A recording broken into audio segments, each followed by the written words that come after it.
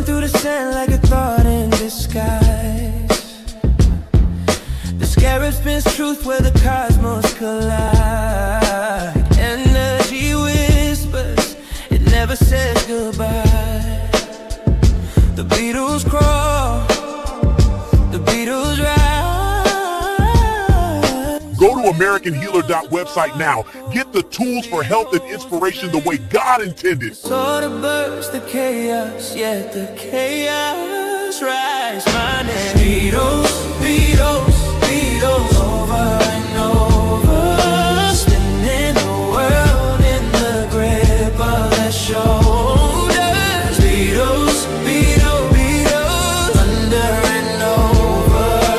Rolling through time till the blackness is sober. The heat fades lower, the order begins. A stillness so perfect it hums from within. The void sings softly, entropy takes a bow. In the shadow of silence, the scarab knows how. The second law is dancing, feeding life through decay. The third law holds the promise that the stillness will stay.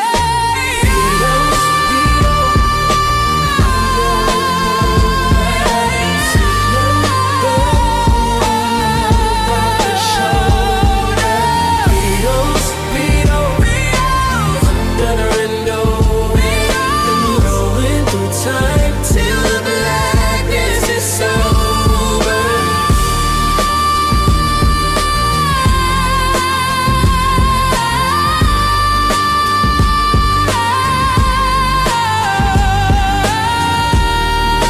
Go to AmericanHealer.website now. Get the tools for health and inspiration the way God intended.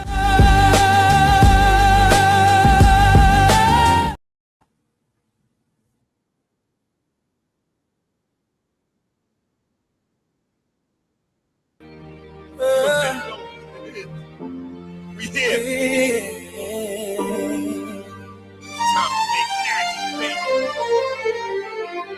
Rolling through the sand like a thought in disguise.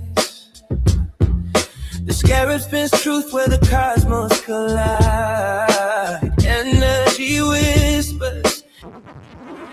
Side effects may include diarrhea, seizures, hair loss, eye loss, teeth loss, leg loss, divorce, getting arrested, diarrhea, death, paranoia, your friends blocking you, dizziness, prison, your eyes falling out, uncontrollable gas. You will die if you take this.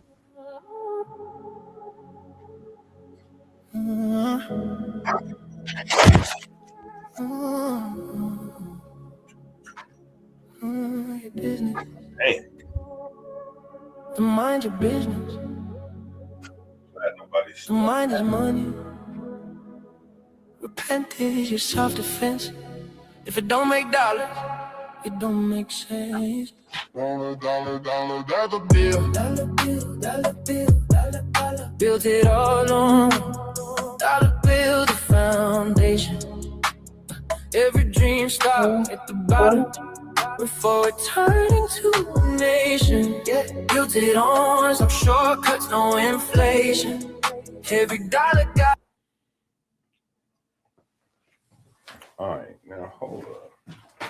I just knocked down my lights and everything. All right. All right. Top of the morning, family. Top of the morning. So we back. Black's anatomy class. We back. Black's anatomy class. We in here cooking.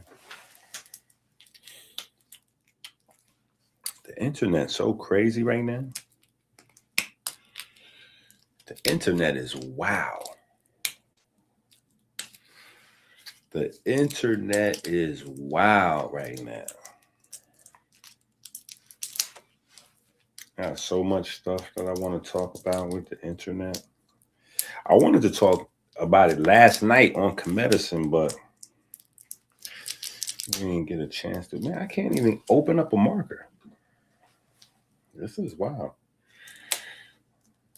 My strength is down today. Yeah, I'm like Superman. You know what I'm saying? The snow is like, I ain't gonna say the snow is my kryptonite, but the snow gets to the snow gets to kryptonite levels. The snow gets to kryptonite levels. It snowed all night, and it's still snowing. Snowing all morning. It's crazy.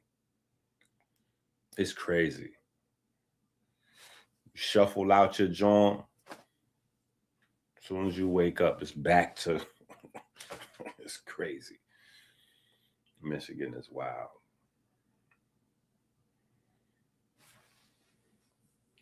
Michigan is wild.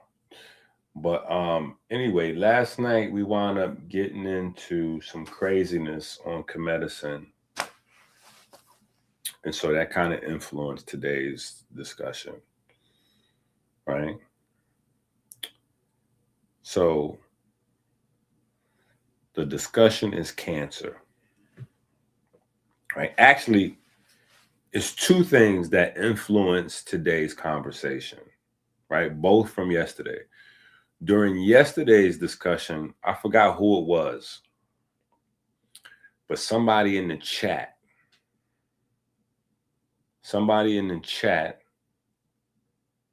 asked me about like explaining the chlorella and the spirulina, right? So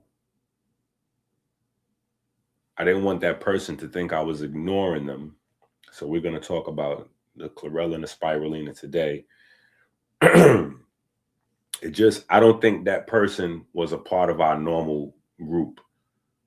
I think that was a newer person. So they were just kind of throwing that out there. For everybody else, as we have newer people joining the group all the time, we have classes. So when you tap into the video and you see the title of the video, that is an actual class that actually has books associated with the class.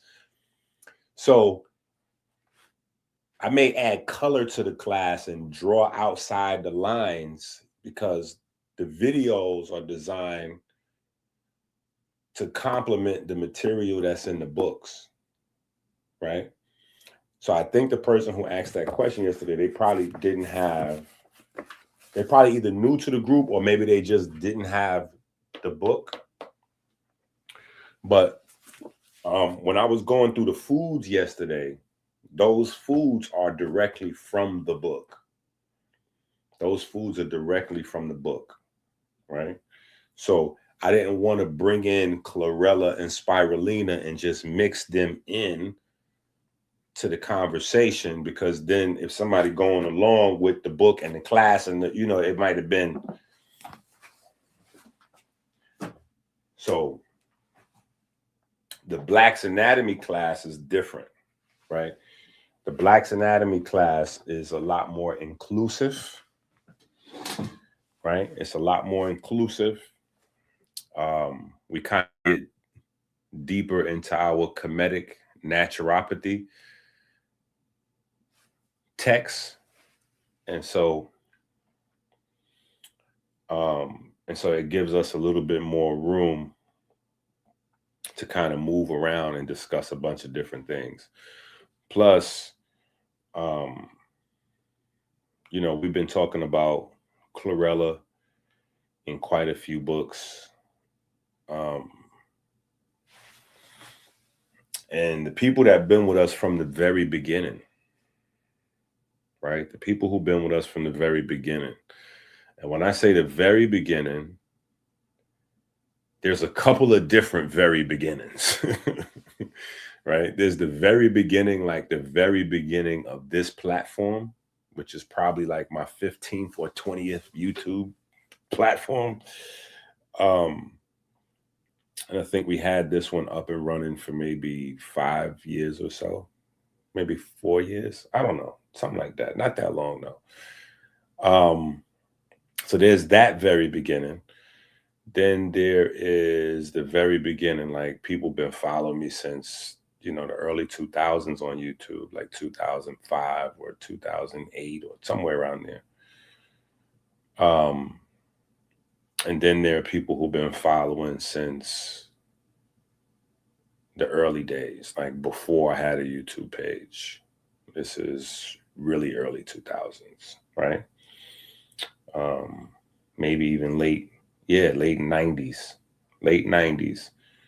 early 2000s. So I've been talking about most of this stuff for a really long time, better part of 3 decades, right? So we have cornerstones, traditions of our culture. We've developed a culture, right?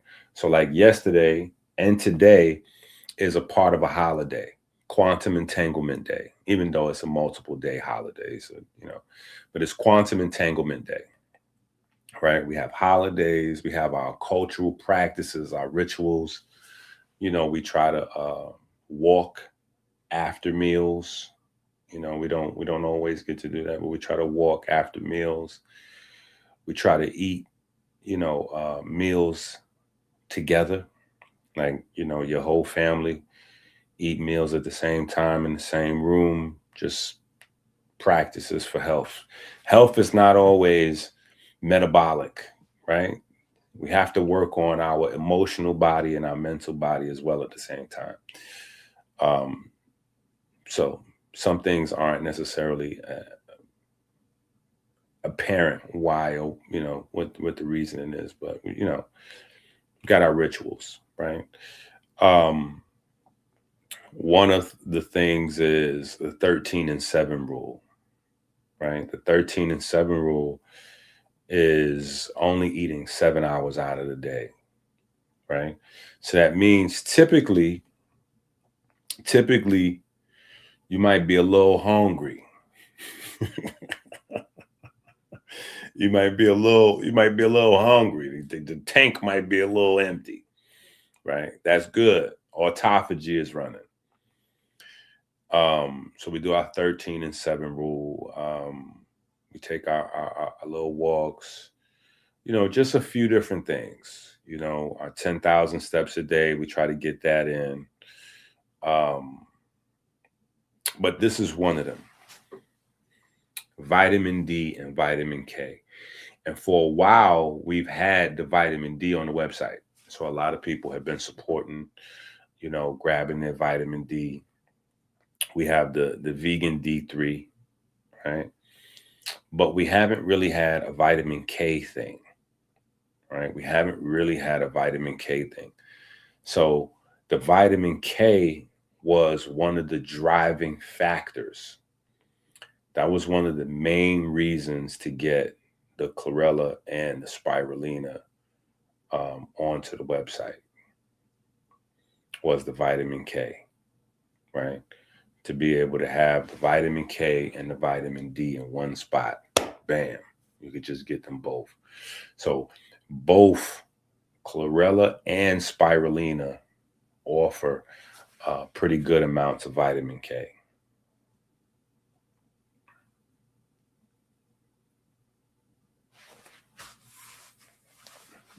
The dreadlock inky. Yeah, see that. Yeah, see, that's early days. Yeah, that's early. Yeah, the dreadlock inky. I'm new here, Shantina. Well, peace to the family. Nice to meet you and all that. Nice to meet you and all that. And all that. You know what I'm saying? We double down on that. And all that, Anna, you know what I'm saying. Slang heavy. But yeah, so just to have a spot we can get the vitamin D and the vitamin K in the same place. Now, here's the thing. Some people do market chlorella as having vitamin D in it, right? And it does, but it's not a steady amount, right? It's not a steady amount crop to crop or batch to batch? Would you say crop or batch?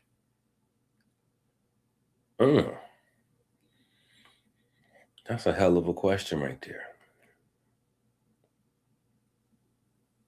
Yeah, if you say crop, you're referring to algae more so as plants. If you say batch, you're referring to algae more like a non-living thing. I don't know. You got to put some respect on the algae. This is the algae gang. We respect the algae, right? But yeah, so the vitamin D is not stable in chlorella. Even sun chlorella. That's why they call it sun chlorella. And if you notice, like if you go to Amazon, let's go to Amazon real quick. Let's go to Amazon real quick. Or let's just go to Google.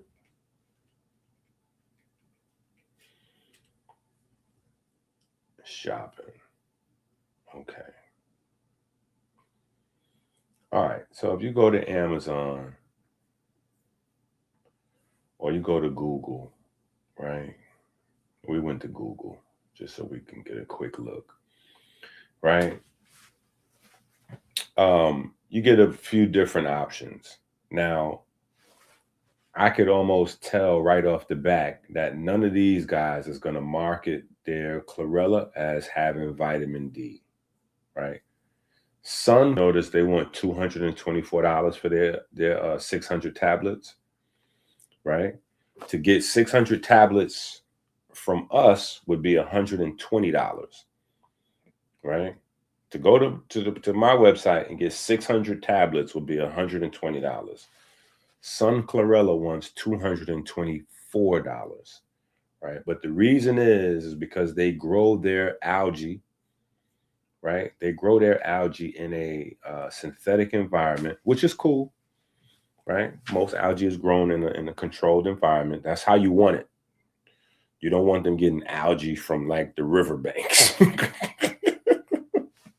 So that ain't, but they have consistent UVB radiation on the algae so that the algae produces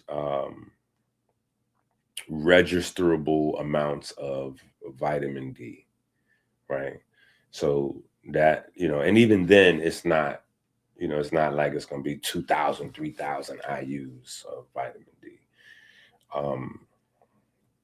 And it's not D3. So that's the other thing. It is vitamin D2, right? So remember when we were, well, this is probably, because I don't even think it's been worth a conversation, probably last 10 years or so. But back in the days, I used to have to explain the difference between the vitamin D in milk and vitamin D in your body, right? So you have vitamin D1, D2, D3. I think at the last time I checked, it was up to like D4, D5, and D6. Let me look that up. That might be worth looking at. How many vitamin Ds?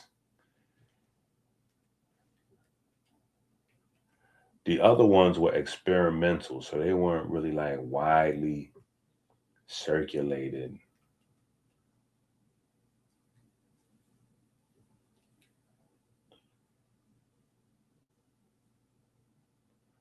Okay, on a quick search, AI is giving up. On a quick search, AI is giving up 5 of them. All right. So on a quick search, AI is giving up 5. There are several forms of vitamin D, but the 2 main types in our diet and supplements are D2 and D3. D2 comes from plants and fortified foods, and vitamin D3 from animal sources and sunlight, with D3 generally being more effective at raising blood levels. Okay, full stop right there, right? Full stop right there, because some of this is misleading. some of this is misleading, right? I guess it's not misleading. It's kind of over the plate, but contextually, it could lead somebody to the wrong space, right? And what I mean by that is when it says like fortified foods, it might give somebody that doesn't know, it might give a slower person the idea that fortified foods means that vitamin D comes from those foods. It doesn't. Vitamin D is added to those foods. Blah, blah, blah. Oh, and vitamin D3 is more effective at raising blood. So when you see vitamin 3 from animal sources, just remember in this context that you are an animal. So when you see vitamin D3 from animal sources, that's talking about the natural production of vitamin D3 from sunlight. All right, then it says there are other forms like D1, D4, and D5. But D2 and D3 are the key ones for human health. Now, I'm going to go out there on a limb and say that D2 and D3 are not the key ones for human health. Well, not D2 anyway. D3 is definitely the key one for human health. But D2 is a backup. D2 is a backup, right? Because it doesn't, your body, so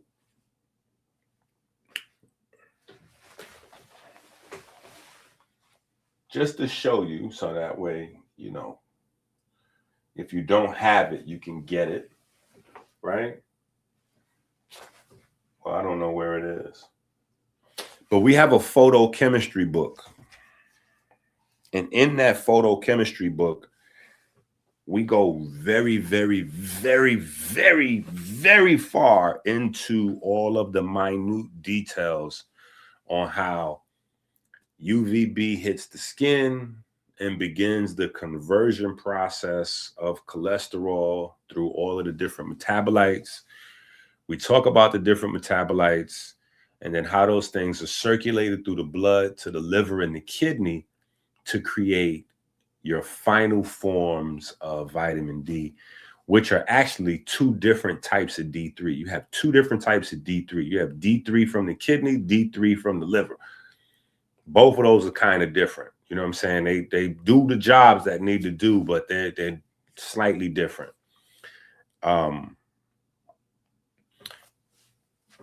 But because vitamin D has to be processed through the kidney and the livers, when you have vitamin D2, it doesn't always convert that well. So that's what they mean by it doesn't raise the blood levels. You know what I'm saying? That as good as D3.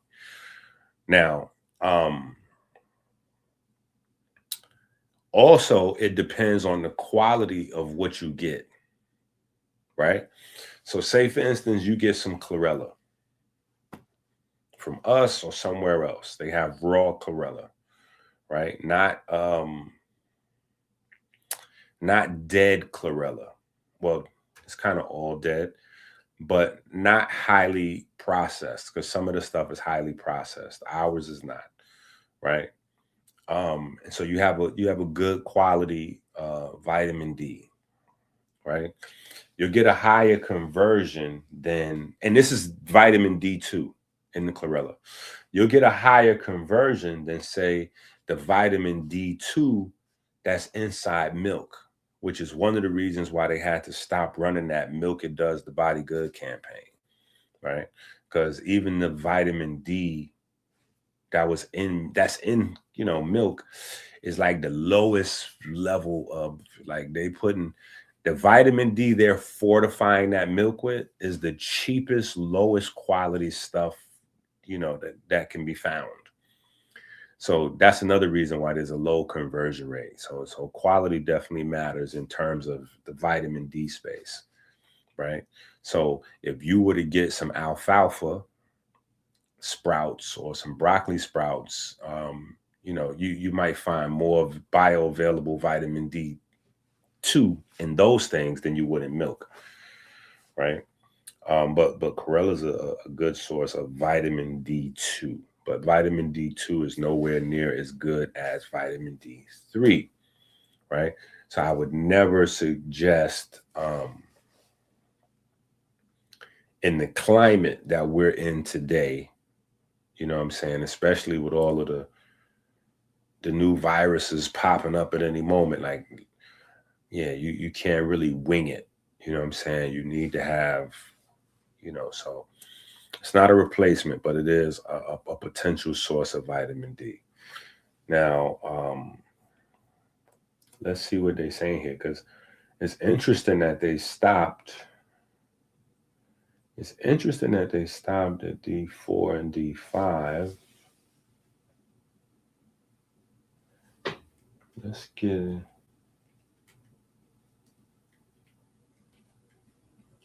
Let's talk about that.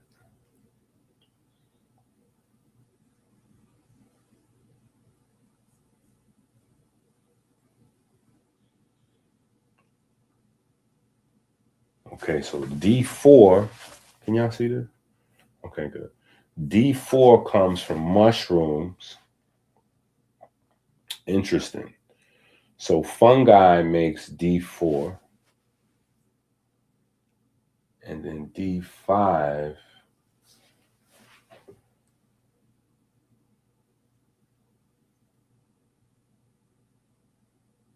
dehydroxysterol,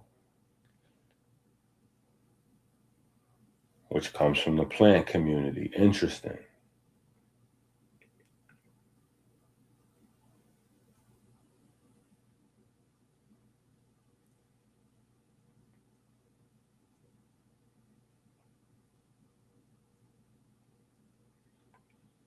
Interesting. You see that? You see that right there at the bottom? Current uses. It is mainly used in laboratory settings to study vitamin D analogs and their potential to treat conditions like cancer with less risk of toxicity compared to the active form of vitamin D3. That is very interesting. That is very interesting, because that is a big part of the conversation, right?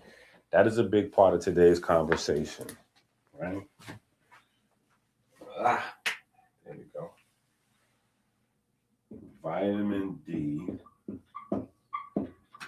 vitamin K,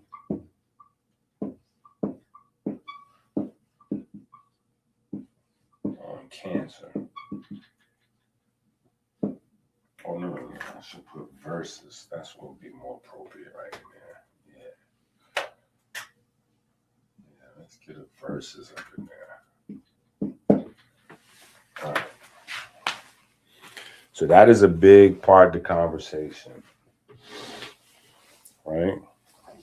Vitamin D and vitamin K versus cancer.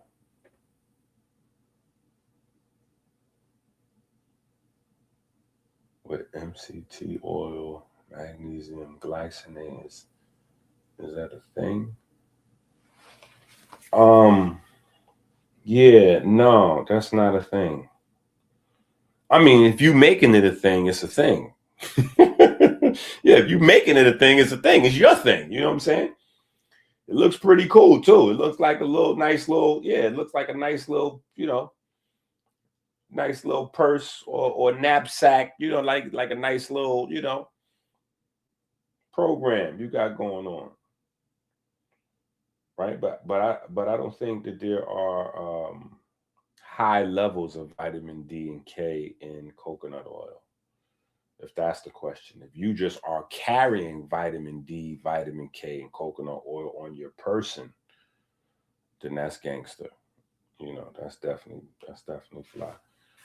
I mean, having, just being conscious of nutrition and carrying any kind of nutrition. That's one of the reasons why we have the little dropper bottles and, make it easy for people to put stuff in their purse and book bag. This all started with my little one. She was 5 at the time. You know what I'm saying? So, and she couldn't eat anything. So I had to make the dropper to be able to drop the liquids under her tongue, to go, go directly to the bloodstream that route. You know what I'm saying? So I've always kept that in mind, that it's a family thing. You know what I'm saying? And convenience and price is important. Convenience and price is important. A lot of people, their conversation centers around rarity. They want to make it seem like they got something nobody else know about in the world.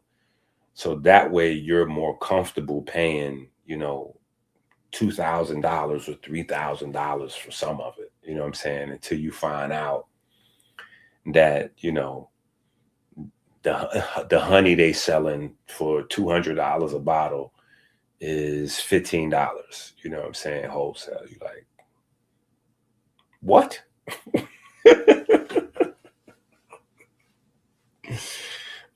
Something crazy like that. You know what I'm saying? So, yeah, me having to raise, all my children with a deadbeat baby mom, that everything for me is always in that, I see it that way.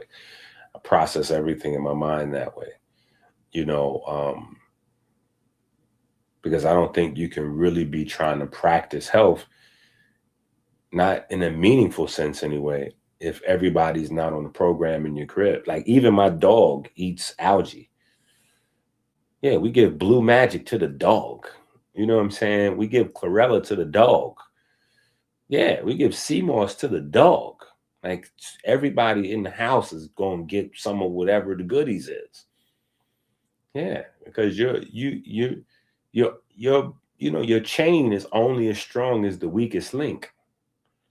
So it doesn't really make sense for you to be absorbing this information and, like, you coming in with, a bag of chlorella for yourself, and then, you looking to, you got to come in, you got to get multiple bags. If it's 3 people in your house, you need to hit the website and click 3. You got to click 3. You got to get 3 of them bags. Yeah, you got to get 3 bags. What you doing? Yeah, because the more you learn, the more accountable you are, right? So if you learn that your body, your immune system don't function right? Think about this. You got 5 people in your house, and you learn about the vitamin D and your immune system and all this and all that. And then you go to the website and you get you 1 bottle. What is that saying about how much you love the other?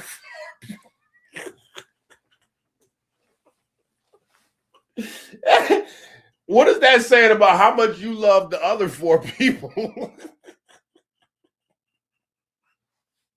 to hell with their immune system, huh? Oh my goodness. So now you gotta hold it down. Oh, you got to hold it down.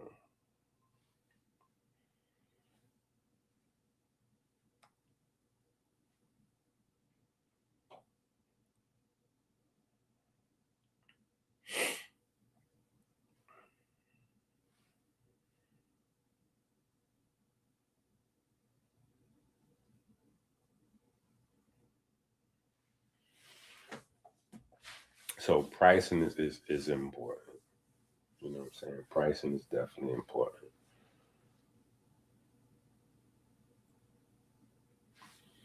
Yes. Yeah, they definitely absorb better. Yeah, that's when you get into the diet, the food side. That's when you get into the food side, Amber. Yeah. Right. How you're consuming the stuff. So definitely some protein for my meat eaters, right? For my animal flesh eaters, right? Some animal protein, whatever it is you're doing. It's always good to have your fat soluble vitamins then. And for my vegan family, it's always good to have your fat soluble vitamins whenever you have some fat. So say, for instance, you are one of our Batana people. And so you get the Batana and you take a spoonful of Batana or whatever the case may be. That's a good time to have your vitamin D and your chlorella and all that. Put all that, have all that together. Because the Batana is going to help you to retain and metabolize the fat soluble vitamins better.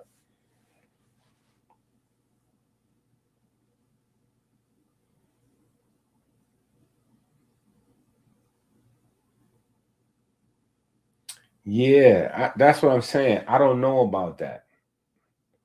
I get what you're saying, but I don't know about that.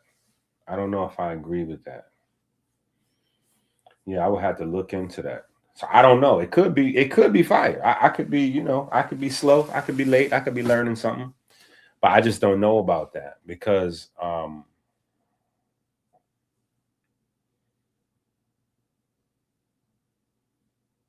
I don't know how well the vitamin D and the vitamin K holds inside the coconut oil. That's not really meant for that to be in there like that. You know what I'm saying? So taking the coconut oil and taking your vitamin D3 and your vitamin K and all that at the same time, 2 thumbs up.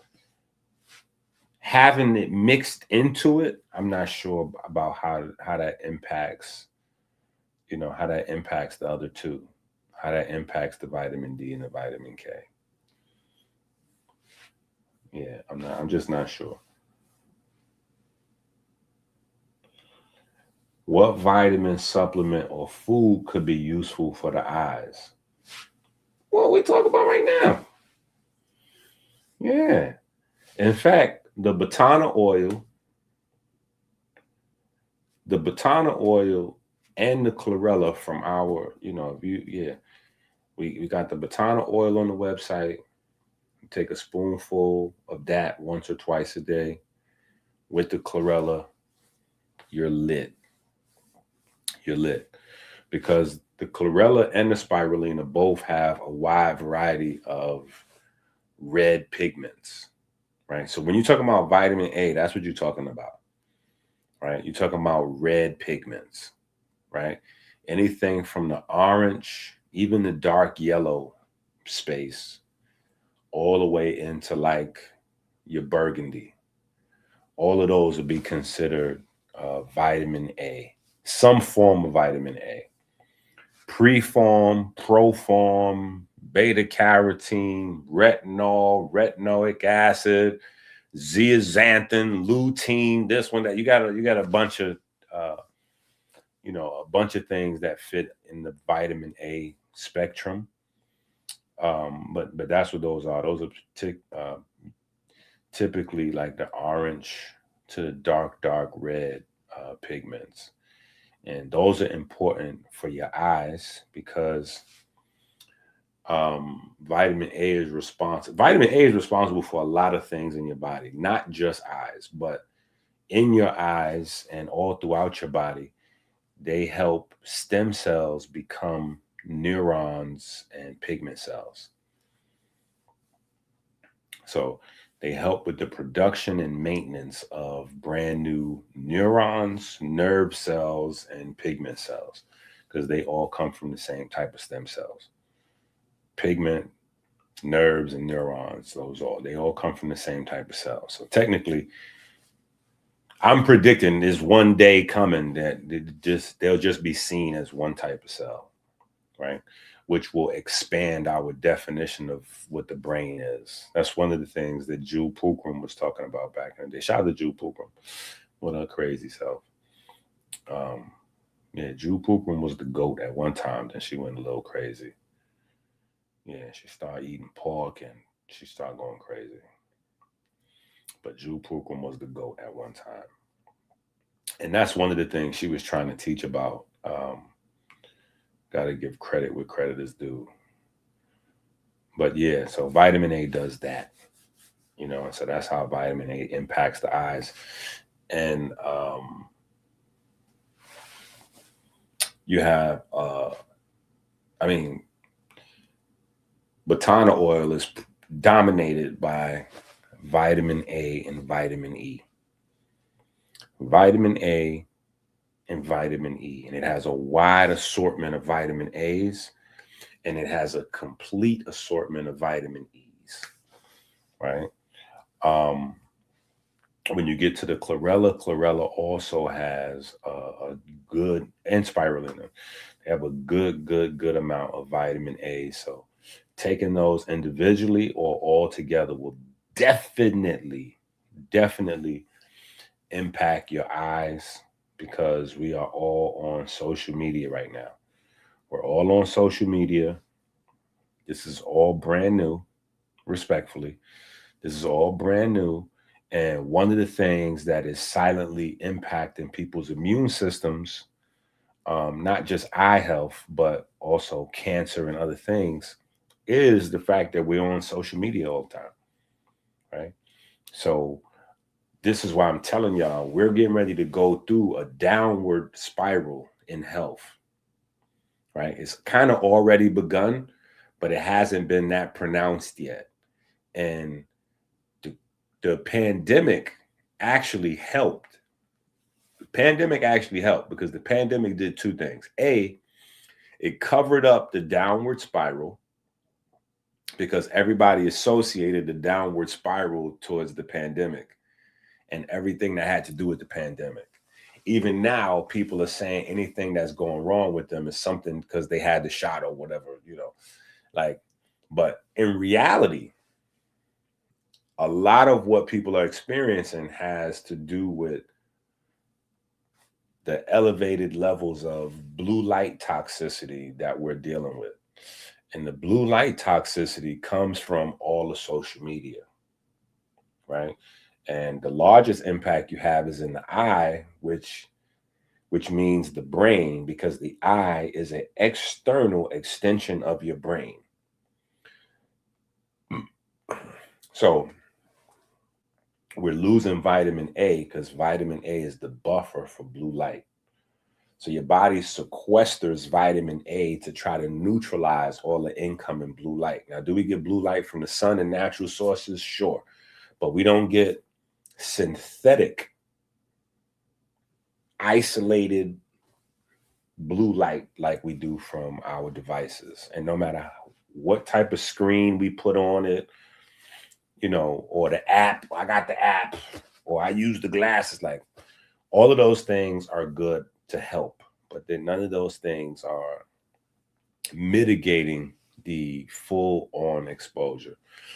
And people that do like streaming, like me, you have to take extra measures.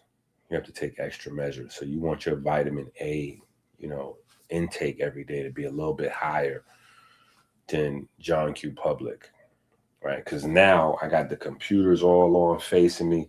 Plus I got big lights around the room like this. I got big lights like this that's in here, right? See, this is a big light.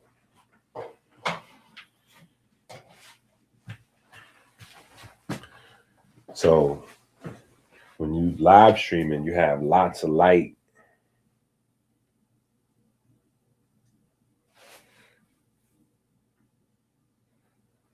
Yeah, we know you got to clock in. Shout out to everybody that's on the grind.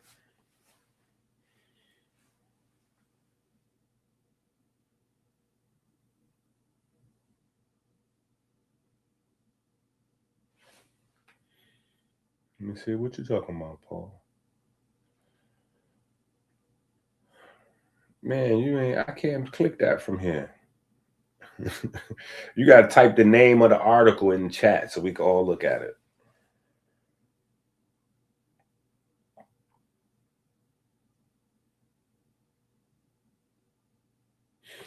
Right.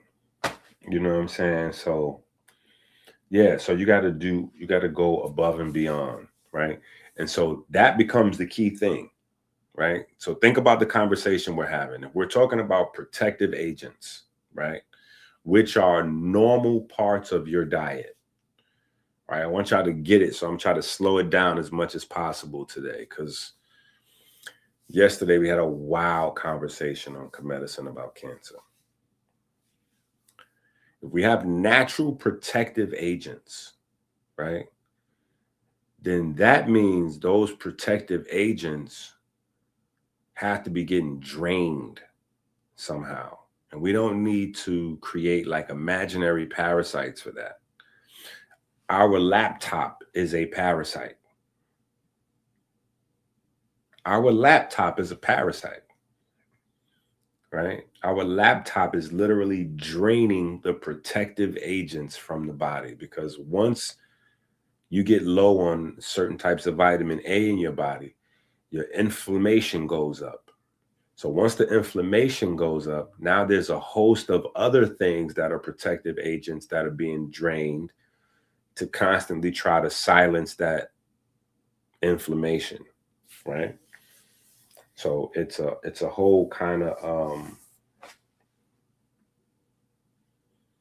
yeah. I mean, I've been telling people for the longest to don't put your phone to your ear. Never use your phone like this.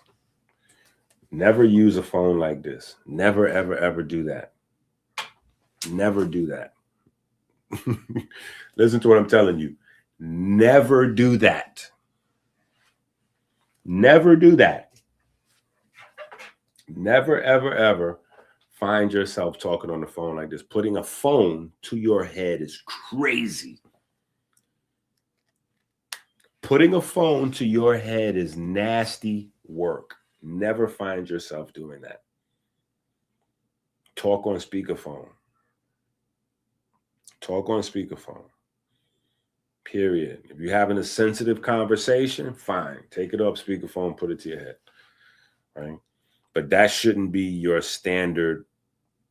That shouldn't be your standard practice of using a phone. Your standard practice of using the phone should be on speakerphone. And it'll help you be a more honest person. Because lies hurt your health as well. Yeah.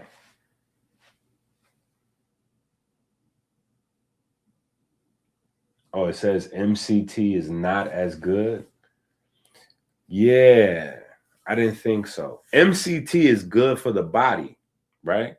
But good for the body doesn't mean that in a plastic bottle or a glass jar, MCT is going to be a good host for vitamin D and vitamin K, right? Because coconut oil is not exactly. So oil is fat. Fat is oil, right? These are lipid molecules, right? But there's all types of different types of lipid molecules. And when we consume coconut oil, our body breaks down those medium chain triglycerides and makes stuff out of it. Those don't necessarily become stored in our body. You know what I'm saying? Like, that's not exactly the same fat in our body that stores the vitamin D3 or the vitamin K. Plus, in our body, even though we say like something is fat soluble, that's not really the truth. You know what I'm saying? That's not like when you go to court, you go to jail or you go to court, they say you got to tell the whole truth and nothing but the truth. Like, so when you say fat soluble vitamins are stored in fat, that's not the whole truth and nothing but the truth. That's like a partial truth. You know, like that's not the whole truth and nothing but the truth. You know what I'm saying? Inside your body, every nutrient, right? This is a part of discovering a nutrient. This is how nutrients are discovered, right? Because we talk about this all the time. So I want y'all to put this together in your mind so you get it. A nutrient is discovered, right? Because, you know, people are getting sick or something's happening to them that's bad. And then there's a natural plant or food that somehow miraculously fixes the problem, right? So when people was having scurvy, right, I think they start eating like citrus fruits, Yeah, I think it was scurvy with the citrus fruits. And then all of a sudden, the citrus fruits was known as the cure for scurvy. Then later on, we got into the lab with the citrus fruits and isolated the thing, and that became vitamin C. Same thing with pellagra.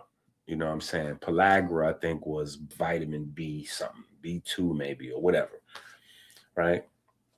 But it's not just a matter of finding that a food or a plant has a compound that heals up your body from whatever it is, but it's also finding that your body has a whole entire system for it. It's not just if your body eats it, it does good things for your body.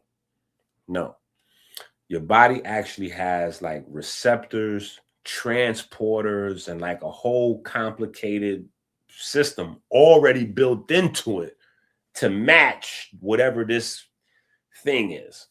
You know what I'm saying? So that's how scientists can tell, okay, well, we're actually supposed to have this. Yeah, this is something we're supposed to have every day, because not only does it facilitate your body's health, but your body's literally built around having these type of molecules or whatever in your body. You know what I'm saying? So inside your body, there's a whole system for carrying, transporting, and storing vitamin D. Inside your body, there's a whole system for carrying, transporting, and storing and using. I forgot using. Carrying, transporting, storing, and using. Yeah. Carrying, transporting, storing, and using vitamin D. Carrying, transporting, storing, and using K, A, E, F, all of these different vitamins. So it's not just like random. You know what I'm saying? It's not random where they just like get shoved into fat cells. You know what I'm saying? There's specific kind of, you know what I mean? So just offhand, when I heard about it, in my mind, I'm saying to myself, well, you know, like virgin coconut oil doesn't have any of those key factors that your body would have to facilitate vitamin D or vitamin K. It's just sitting in there. You know what I'm saying? So that's going to cause it to probably degrade over time, or, you know, whatever the case may be. So that's why I'm just saying offhand. But you know, you can speculate, you can hypothesize, but if you don't know, you don't know. So we might have found out something new and crazy, like, oh, yo, this is the new wave. Then I might have had to get some coconut oil and put some. Yeah, I might have had to try to put the coconut, you know, put it together. But we already got the batana oil. You know what I'm saying? We already got the batana oil. So we'd have probably just added the D and the K into the batana oil, if that was a thing. But no. Separate but consumed at the same time, I think, is the best way to go. Have them separate and eat it at the same time.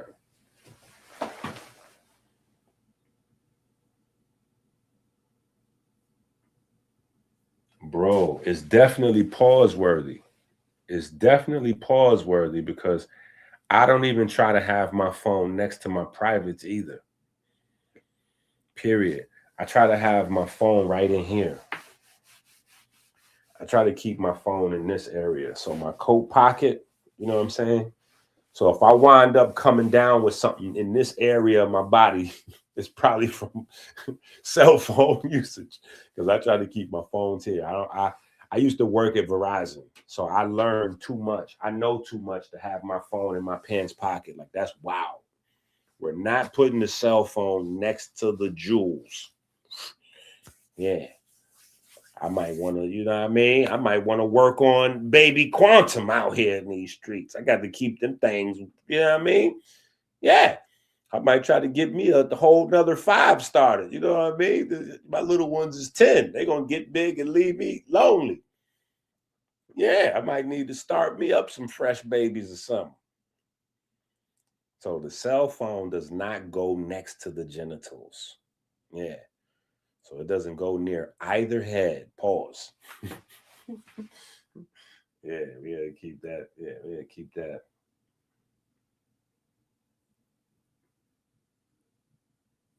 Yo, I like that. Yeah, I like that name. Quantum is in the mix. If I have another baby, the name will be Quantum. Yeah, definitely not having the phone in my back pocket either. Now that's pause for a different reason. I don't know any men that carry their cell phone in their back pocket. That's interesting. Yeah, back pocket is almost the same as breast. I don't know about that. But I wouldn't carry my phone in my back pocket because, again, I worked at Verizon. And that was like the second most popular reason for people bringing their broken phones into the store. Obviously, the number one reason is the phone got wet. But the number two reason is they got their phone in their back pocket. And I don't know what makes people think that they can put glass in their back pocket because the phone is glass. It's a glass phone that's pressure sensitive. No part of that says back pocket. Well, I put it in my waist, my normally my sweaters, I like sweaters that have pockets, or I like pants that have multiple pockets. So I can put it like if you got, you know, jumper pants or camouflage, if you got some army pants with the pocket that's down by the knee, I like to have pockets like that. You know what I'm saying? So I'll put them down there. You know what I'm saying? But a lot of times I either have my phone in my hand, maybe I'll put my phone in my book bag, or I'll put my phone in my body pockets.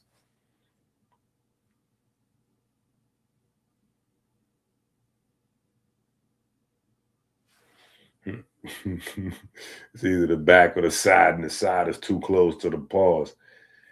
Nah, you got to get the pockets right here. Like this sweater right here. The sweater I had on yesterday, the blue sweater, I had the pockets right here. My hoodie sweater pockets right here. Yeah, I always got the upper pockets right here so I can put stuff. And now they got this guy on the internet. I should have asked for somebody to get me one for Christmas, but I didn't know the price. And now the price done went up, so it wouldn't even be a value. But there's a guy on the internet that got the fake gun holster, but it's a cell phone holster. So you put the holster over, like the old school gun holster for like the 38 or whatever, you know what I'm saying? The detectives used to have in the old school movies. Somebody made that for your cell phone. You know what I'm saying? So your cell phone can hang like, or you got two cell phones. I don't know. It sounds a little ridiculous. But when I seen them on sale, I should have got one. I seen them on sale for like $15 or $20. I should have got one then. Now this probably ridiculous. So, but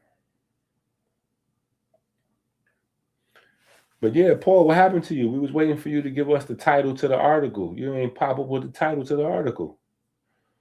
Paul, you trolling. You ain't find no damn article. Paul, you ain't found no article. Paul, you made that up. Paul, did you make that up? You put the title to the article up? I don't see no title to no article. I was looking for it. The article says the MCT is not as good. I see that. And then I see where you put the link to the article. But that's why I was saying I can't click the link from StreamYard. I'm not on YouTube. Hey, matter of fact, let me try to get onto the YouTube. Let me go onto the YouTube. Let me pull up the Dr. Inky YouTube page. Boom. Yeah. Okay. Now where's not in this one. Let's go over here. Let's see.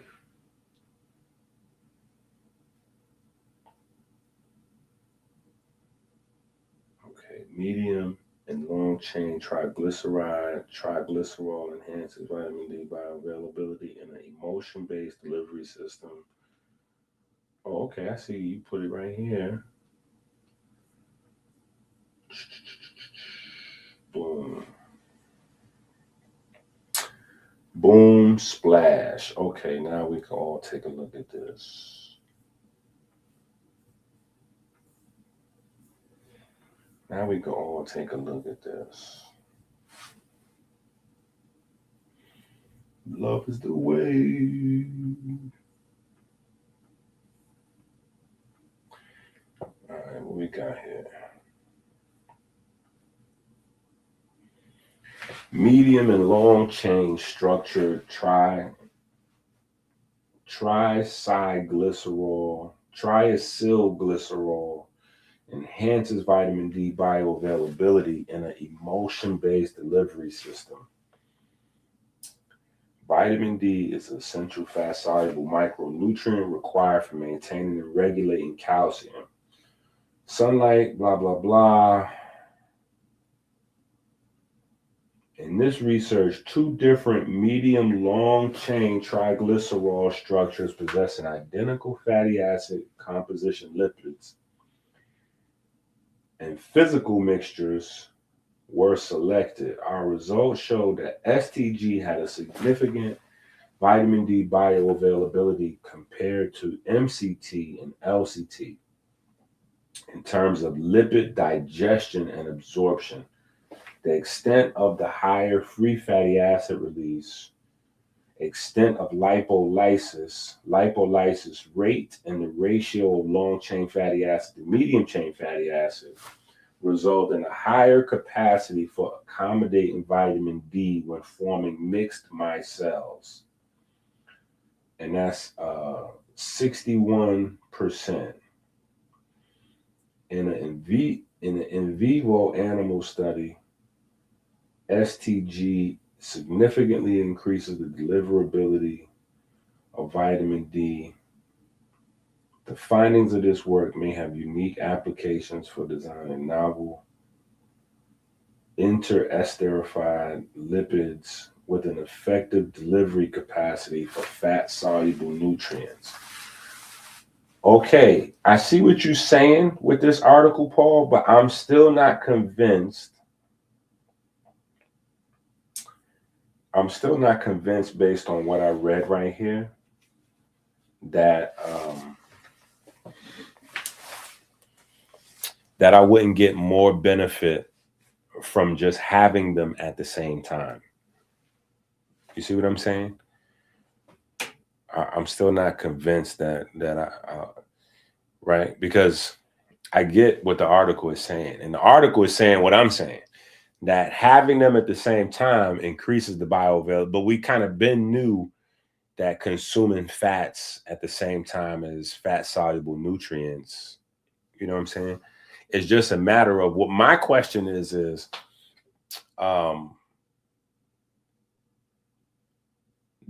does the vitamin D degrade over time? The vitamin D or the vitamin K?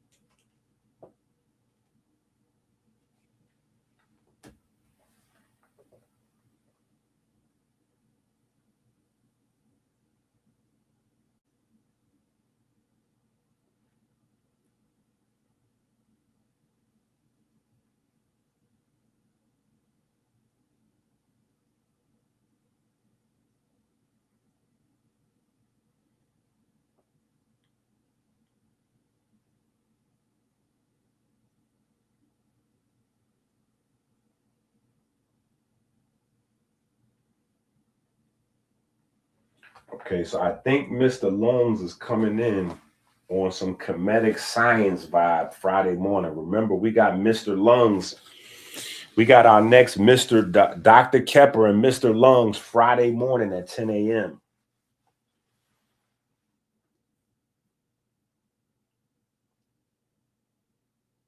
Okay, so here's what I got. Look, this is what happened when I asked the demons. Right? Here's what I get when I ask the demons. If I crush up a vitamin D tablet and store it in MCT oil, right, what will happen? And they said it will likely degrade and lose potency over time.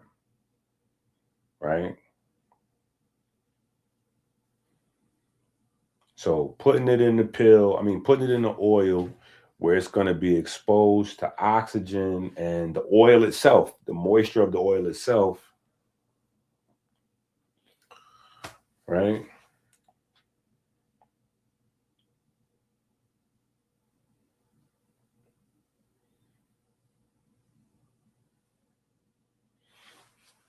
So that's what I'm, oh man, y'all can't see what I'm looking at. My bad. I'm sorry. Sorry about that. So here's where I asked, if I crush a vitamin D pill and store it in MCT oil, will it degrade? Right? And so this is what I'm talking about in terms of the actual potency of the vitamin D itself. Right? So to keep it at maximum potency of whatever is in it, you want to keep it like it is. You know what I'm saying? You want to keep it, the pill, however it is, or the tablet or the capsule, whatever that is, you want to keep that how that is. And then just consume it all at the same time.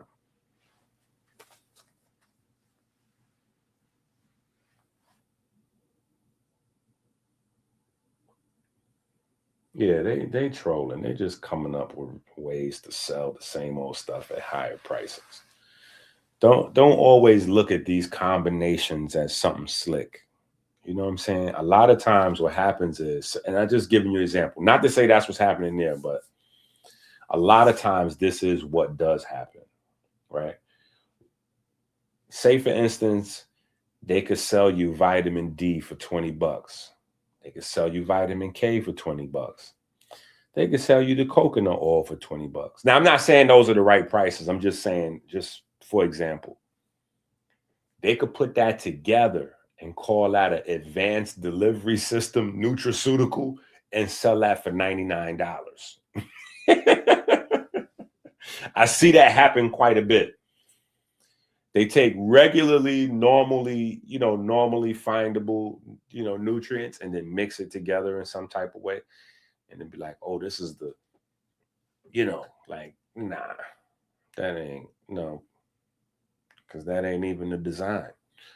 The way my body is designed that I would be getting these things from separate sources anyway. So my body is designed as a laboratory to synthesize the separate sources and do what it's trying to do, as opposed to me trying to do something I don't know. You know what I'm saying? I don't know what my body does. So I'm going to let my body continue to do that thing it does. And I'm going to give it the vitamin D separately, right? Because if you eat food, there's no food in nature that has every single nutrient in it. So in order to get all your daily nutrients, your body's designed that you're going to have to eat multiple different types of foods. So I don't think mashing everything together is a big, Now, some things go together, but everything doesn't have to be mashed together. I know for convenience, it makes it easy if I can put 4 or 5 different things into one bottle. You know what I mean? But and I'm not saying, listen, hold. Let me backtrack. Let me backtrack a second here. I'm not saying it's not a good idea, right? I'm not saying it's not a good idea, but you do lose potency over time. You know what I'm saying? So who knows how long that product has been sitting on the shelf before you purchase it. And then all of the time that you take to consume it, like every day you're losing some stuff. So if, you know, when they packaged it, it was 5,000 IUs a serving. By the time you get it, it might be 3,000, you know, it might be 3,000 or 2,000 IUs a serving because it's degrading, you know, which is still a lot of vitamin D, but it just might not be what, you know what I'm saying? Like, so, yeah.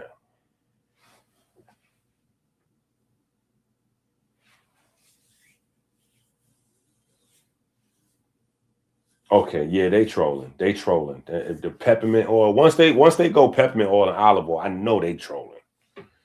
I know they trolling. They just going crazy. They just basically selling anything people will buy. Because oh yeah, olive oil. People know about olive oil. You know what I'm saying? Because you got the dude taking the steroids. Say he living forever, getting younger. What's his name? Brian Johnson. Not the Liver King, the other Brian Johnson that sleep in the hyperbaric machine. Yeah, he's selling liver oil for $1 zillion. He's killing people. He's selling $8 bottles of olive oil for $70.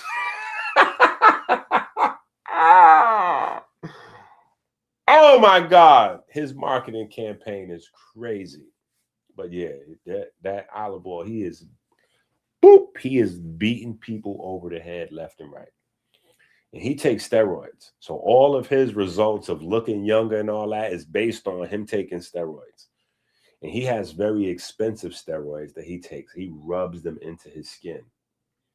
So that look of smooth skin literally comes from him rubbing in steroids. Yeah, he rubs in steroids. What's the name of them things? Let me see.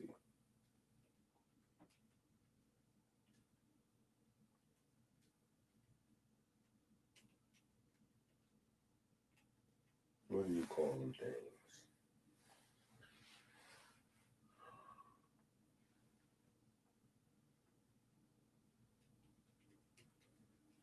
Let me see if I can find that. Yeah. Okay. Well, it ain't no name for it. Boop. Duh. I'm dumb. There's no name for it. It's just dermal. Yeah, you just call it dermal anabolic steroids, but that's what he's taking. Dermal anabolic steroids. So he's not injecting himself. He's just rubbing it on and it goes straight through his skin. So there's an effect, obviously, on the tightening of the skin, and then it hits the bloodstream secondary and gets to the muscles and all that secondarily. Whereas if you inject the steroids, it's going straight into the bloodstream and the muscle first. And then you'll get some effect on the skin depending on how much your muscles and your organs absorb. The skin will be a secondary or tertiary absorber, and whatever the case may be. But if you rubbing it into your skin, you get the primary pronounced effect in the skin, and then whatever is not absorbed in the skin obviously makes it to the blood and the muscles, and it circulates through the body.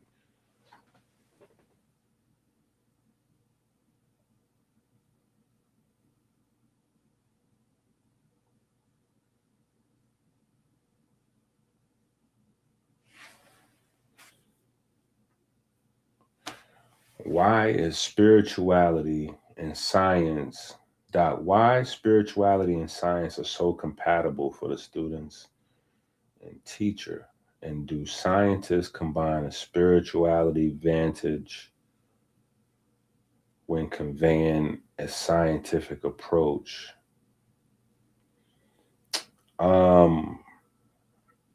If I understand your question correctly. If I don't, you got to rewrite it. But if I'm understanding your question correctly, it's more of a historical thing, right? It's more of a historical, what you is more historical. So when you go back to the earliest origins of organized science, that's Kemet, right? And in Kemet, there is no separation from spirituality and science. Science is exploring spirituality. That's what science is. Science is to figure out the spirituality. So there's no separation at all between spirituality and science and Kemet. When you get to the Greeks,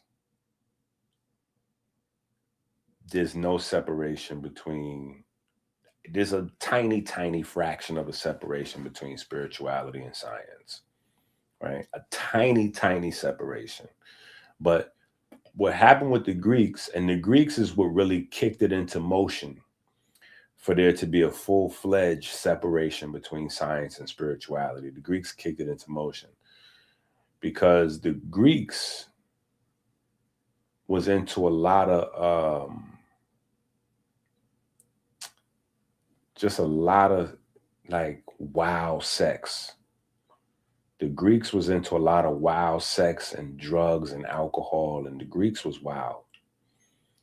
And so that wild sex and the drugs and all that mixed into their spirituality, to whereas the Greeks have, you know, Greek gods are into, you know, you have male Greek gods that rape boys, and that's cool. Like that's a part of the religion. And you got holidays where, you know, there's holidays designed for the men to be able to rape young girls and all of that. That's kind of where Valentine's Day stems from. And this is spirituality in Greece. You know what I'm saying? So, so when the Romans come in, the Romans have a more militant, like they looking at the Greek, like, nah, you know what I'm saying? So that's why some things we can't just like, oh, white folks do this. It's not exactly how that works. You know what I'm saying? Because there's a lot of different types of white folks. So when the Romans came in, they wasn't really with none of the Greek action. You know what I'm saying? Like they wasn't with none of the Greek action. So they started to separating even further, you know, science or the exploration of nature from spirituality, because spirituality was kind of a gray space post-Kemet. You know, the Greeks were able to learn, decipher, and be taught some things about math and music and things like that from the Kemetic people. But a lot of those priests, you know, they had oaths, you know what I'm saying? So they would die before they transmitted. So that's why it's taken us so long to figure out a lot of the Kemetic history, because it wasn't transmitted to the Greeks, which then to the Romans, and then so on and so forth. We got to use our DNA, you know, and research, time, study, you know what I'm saying, to unravel some of that stuff. And then Rome still didn't formally create the divide. The divide doesn't formally come in until you get like Germany, right? And not Germany per se, like we know it. We think of like the Hitler time period, like the 1900s is Germany. But I just mean like the Germans, because Rome is the Germans. Rome is the Germans. That's one group of people. And so when you have the church formally constituted and you have the Pope, that's when you really begin. The church finalized the separation between science and spirituality and created the idea of religion. And so the idea of religion is actually a replacement for spirituality, right? Religion is pretty much the study of the remnants of Kemet. I said Kemet. The remnant of the studies of Kemet, right? Yeah, they got rid of spirituality because they couldn't decipher spirituality from gobbledygook. So they just got rid of all of it. So anything that had anything to do with anything besides Jesus could have got you set on fire or hung or your head cut off or something to that effect. So anything. anything. Talking about water, like if you was trying to tell people that water was healthy for them, you could have got killed for that. This is why we in the situation we in, where medical schools in America open up in 1765, but we don't even find out what a water molecule is made out of for another 50 years. Think about that. We got medical schools and hospitals, but we don't know what water is. We don't know how water impacts health. You know, when we get into the cancer thing, and we still ain't get into the conversation yet, the main convo. But last night on Medicine, we was talking about Otto Warburg. So think about that. We have medical schools open in 1765, but Otto Warburg in the 1900s gets a Nobel Peace Prize for studying oxygen, right? And oxygen's effect on microbes, right? So, and you would think that something that basic and simple would have needed to be known before having like a medical. So medical schools open without us understanding oxygen or water. Think about that. You know what I'm saying? And that's primarily because of the church, because studying the air, studying the water, studying the sun, those things were considered to be pagan and witchcraft by the church. So they could have got you killed. So even the idea of what science is, like nowadays we have debates. Like I was on Sinetta page last week, right? And we was having some interesting conversations, but I was trying to explain to them, and then it was actually a mathematician. He jumped on and he was like backing me up. But I was trying to explain to them that the definition of what we call physics today, or physical, has expanded, right? Along with the term science. The term science has expanded, right? Because what we're allowed to study has expanded. So nowadays, studying nature seems like second nature. Like, oh yeah, studying science is the study of nature and study of the environment. Yeah, but that's not a fact. That's what it means today.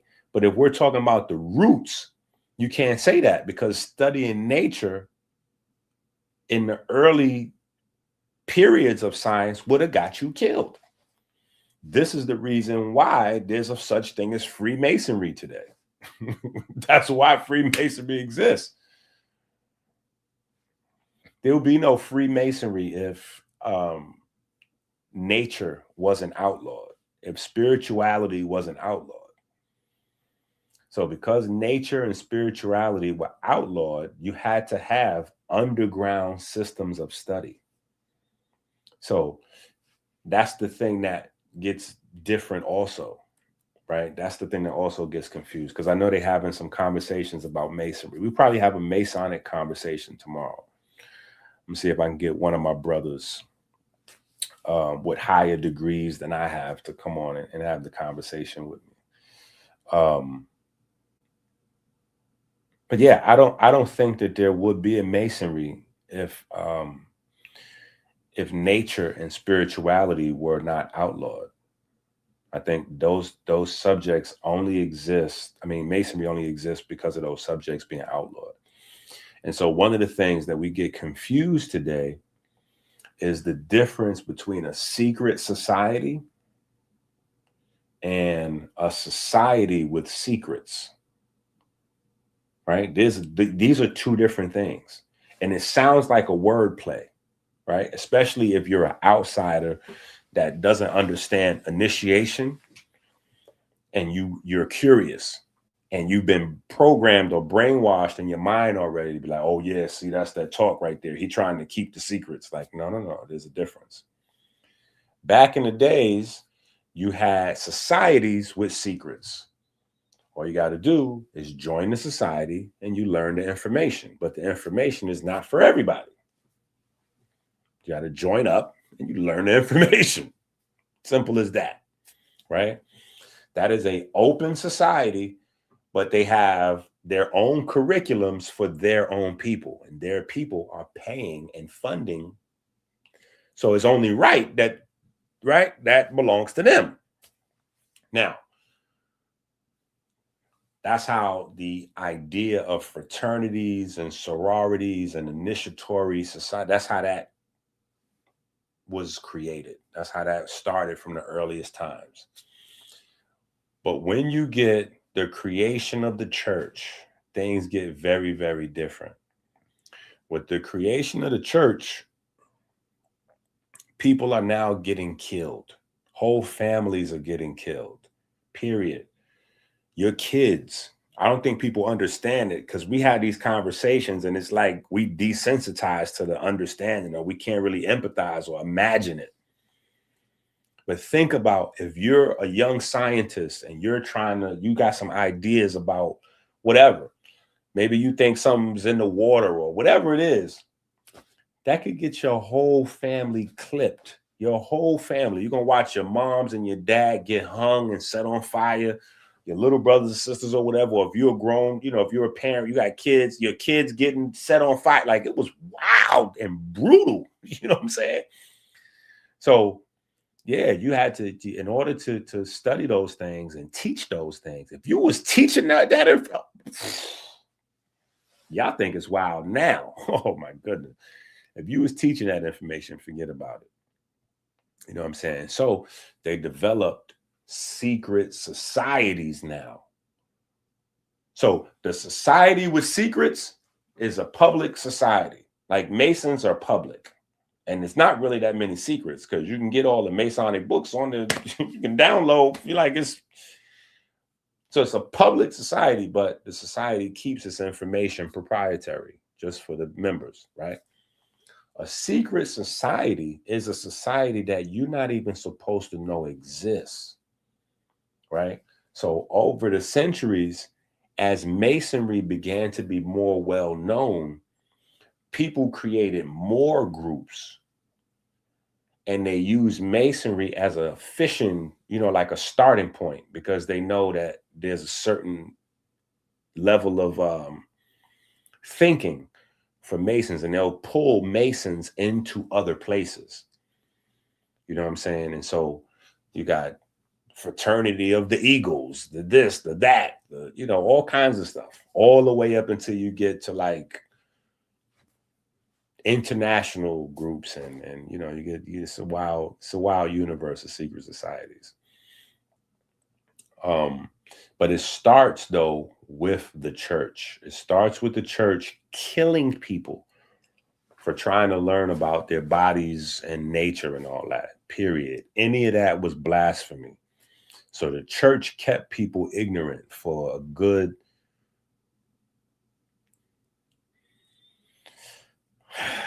I'm going to say we would still be in the dark ages if it was up to the church, period.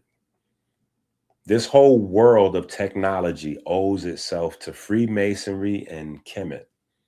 Everything that we have in this world in terms of education, science, math, technology, all of that comes from Freemasons, and their roots go back to Kemet, period. So that whole European Renaissance era, which is where our colleges and universities and all that, all of those were Masonic, working underground. And so when you get a lot of the wars between different royal families and the church and all of that kind of stuff that you learn about in history class, a lot of it doesn't make sense because there's certain contextual facts that they leave out. Yeah, so they leave out slavery. You don't really learn the context of slavery in those wars and conversations, and economic battles. You don't learn about sugar and the weight that sugar had on international war and commerce. You don't learn about knowledge, information, and how it was, its weight and value in international war and commerce. And that was primarily the parcel of Masons. right? Trafficking in information and science. So yeah. That's a good question right there. You know what I'm saying? But let me end it with this. We went into a 360 degree, right? So we have worked our way all the way back into spirituality, no matter what name somebody tries to put on it. But as per the 1900s, and I really go back before the 1900s. That's why you'll hear me mention Max Planck a lot, right? Because Max Planck is the one who fully really kicked it off. And he was studying black body radiation. And from black body radiation, he really delved into the unseen universe. And from the unseen universe, the study of black body radiation, the absorption and adsorption of light and emission of light, you start to get into, hydrogen, and then from there we get Maxwell with the relationship of electric fields and magnetic fields. And then turn the century, 1900s, that's when we start to get, Einstein and Schrodinger and all of those guys coming, J.J. Thomas and all these other guys coming along, and so now we get quantum mechanics. But quantum mechanics is spirituality, right?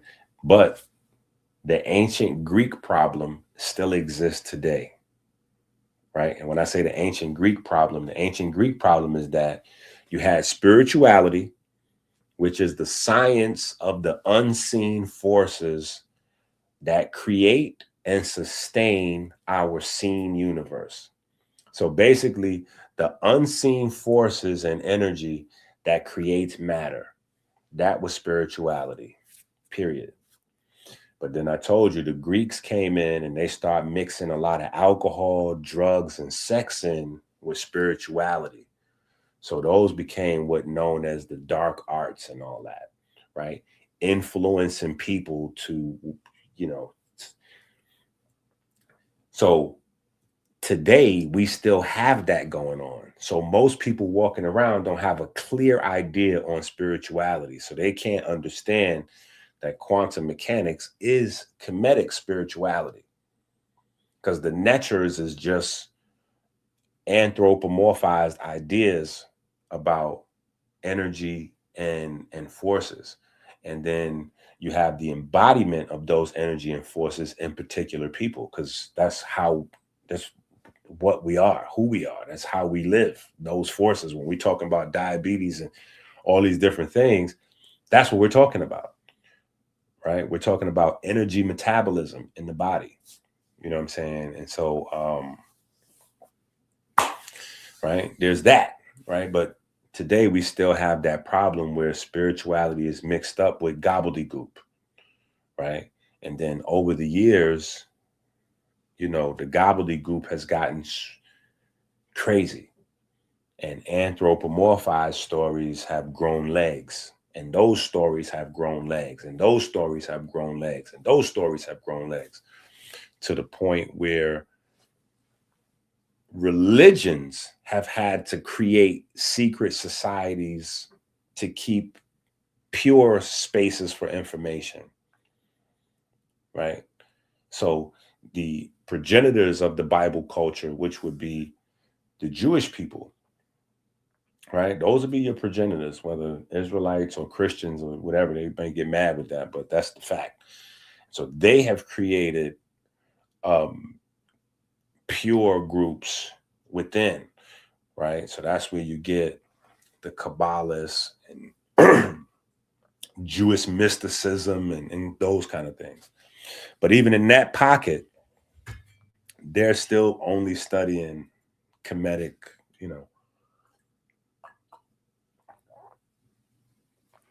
because the 22 pathways in the Jewish mysticism, it comes right out of the Ebers Papyrus. Those are the 22 pathways of the Metu vessels in the body, where the Netchers communicate and live at in the body. So it's still talking about the divine energy, how it manifests as us, as in the flesh. You know what I'm saying? So yeah, there's really no just depends on what level of science you're talking about, right? But if you're talking about quantum mechanics, that's spirituality. So even if somebody doesn't, I'm saying all that to say, a scientist may not know they're talking about spirituality. You can have an atheist teaching quantum mechanics. And he's a person that doesn't believe in spirituality, but he's teaching quantum mechanics, right? He's teaching how the unseen world creates, shapes, and sustains the seen world that we know of, right?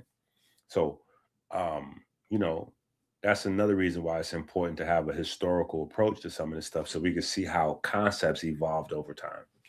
When we think about evolution, we just think physical all the time. That's the problem. We got to stop thinking physical so much.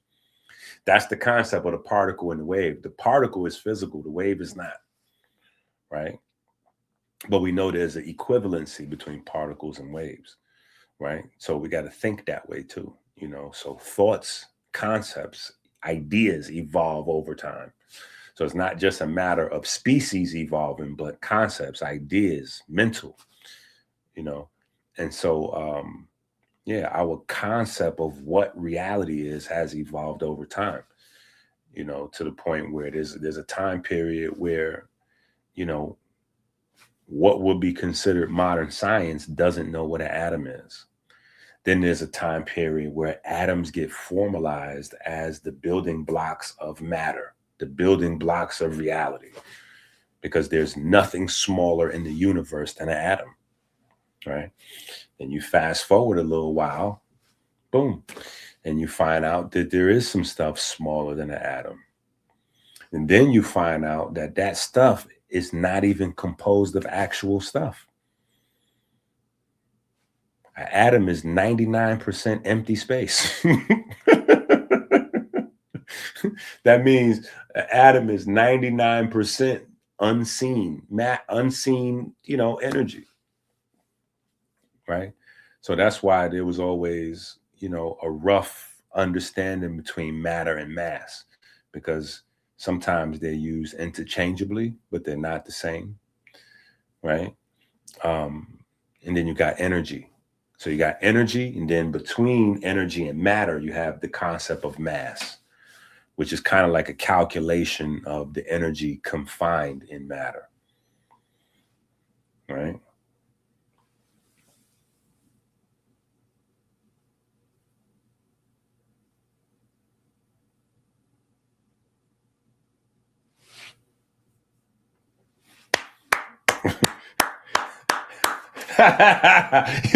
Yeah. He said, give me a round of applause for the best deep question for the day. You got that. You got that. No, nobody's all right. Matter of fact, yeah, we need to take a break from our sponsors and then come back to get back to the cancer, because we ain't get to the cancer theme yet. Yeah. We got to take a break and then come back with cancer. We ain't get to the main subject yet. Melanin versus diabetes. We here. Time to make magic. Rolling through the sand like a thought in disguise. The scarab spins truth where the cosmos collide. Energy whispers. Side effects may include diarrhea, seizures, hair loss, eye loss, teeth loss, leg loss, divorce, getting arrested, diarrhea, death, paranoia, your friends blocking you, dizziness, prison, your eyes falling out, uncontrollable gas. You will die if you take this.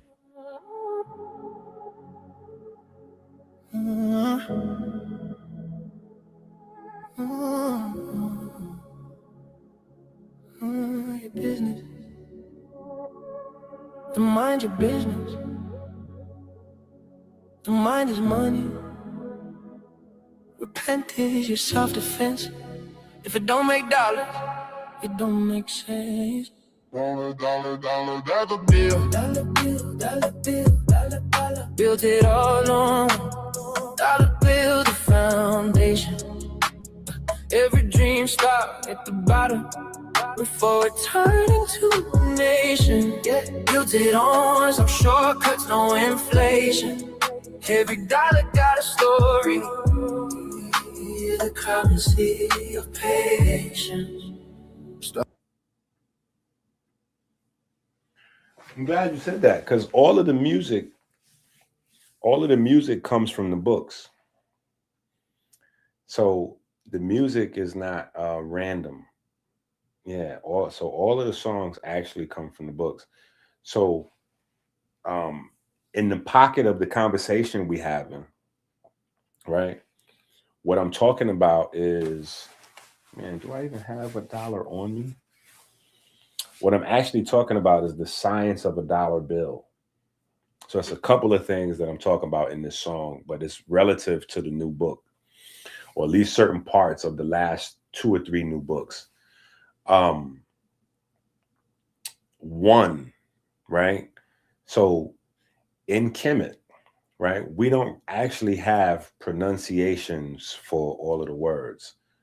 So a lot of the words and the names have multiple pronunciations. This is why you have, like, for instance, you have Wusir and you have Asar. Wusir and Asar are both considered correct pronunciations of Osiris's name. Osiris is not, right? That's one person for the people that may not know. Wusir, Asar, and Osiris. All of that's the same thing. Osiris is the Greek pronunciation. Osiris is the Greek pronunciation, but it is the popular pronunciation that the world understands. So sometimes if you're saying Asar or you're saying Wusir, right? Because a lot of people know Asar, but even fewer know Wusir, right? Which is more accurate, especially when you add the spiral in. Because there's a spiral in his name that's not always there. Sometimes it's just the throne and the eye of Re, right? But there's also a spiral associated, and so that gives you a more specific, you know what I'm saying? So you Wusir as opposed to Asar. But both of those are considered to be correct pronunciation. But anyway, my point is this, before I get into a long the names and the words, because they don't actually have a vowel system, and people are superimposing vowel sounds, even borrowing from neighboring languages, right? Which is one of the reasons that I'm gonna start up like a weekly show with my guy Harwin. Y'all see him in the chat often, right? But his name is Harwin. He doesn't pronounce his name Harwin, right? I pronounce his name Harwin. He pronounces his name as Harwin. Because again, this is one of those terms, the WN, right? So you can pronounce it as onein or winning, win or one if there's only one N instead of 2 N's, right? Which is another name for Osiris, right? So what I'm talking about in the books is the concept of the $1 bill actually being a tribute to Osiris. The $1 bill is a tribute to Osiris. People don't know that because, again, most people, they're not really, I don't know what people are doing in Masonry. Most Masons aren't really studying Masonry. And most people outside, they don't know what the hell goes on inside Masonry. But yeah, but the $1 bill is a tribute to Osiris, right? Which is the reason why when you look on the back of the $1 bill, right, you see really big, it has the name, it says the letter, the words for, the ONE for one. So it's a $1 bill. But that doesn't trigger your brain if you don't know that Osiris's name, one of his names, is also one.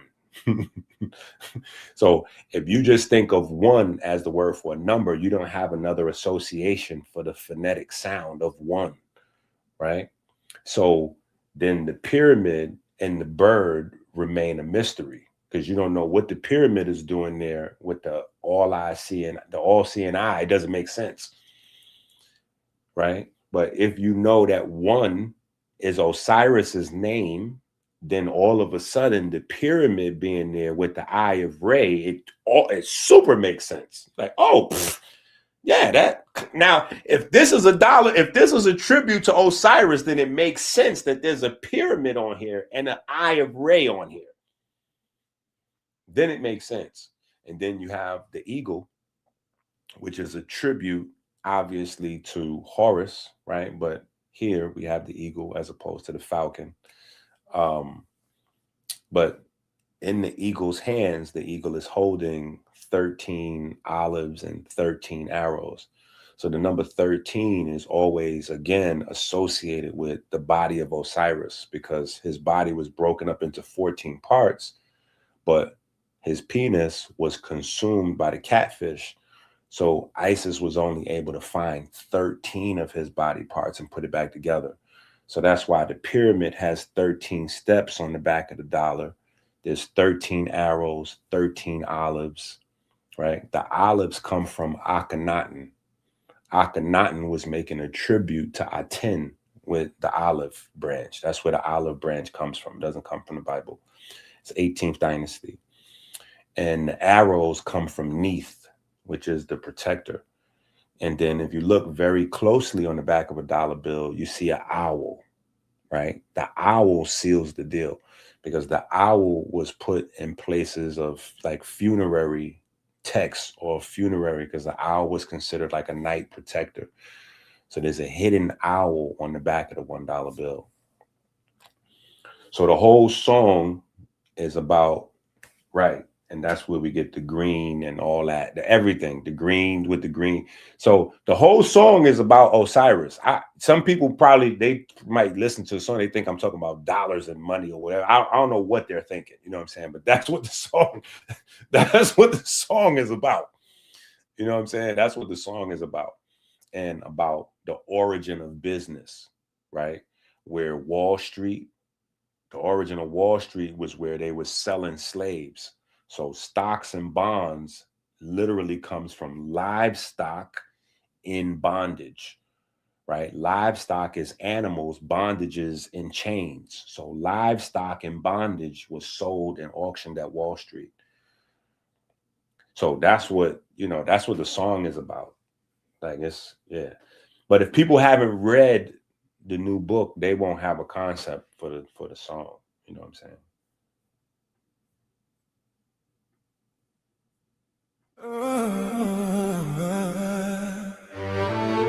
Melody first diabetes. We here. Time to make magic, baby. Rolling through the sand like a thought in disguise. The scarab spins truth where the cosmos collide. Energy whispers.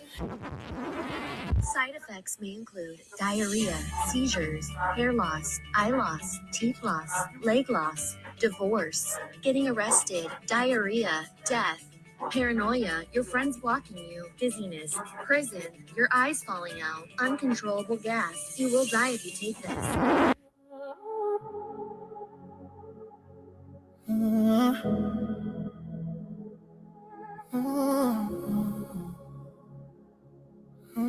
Your business.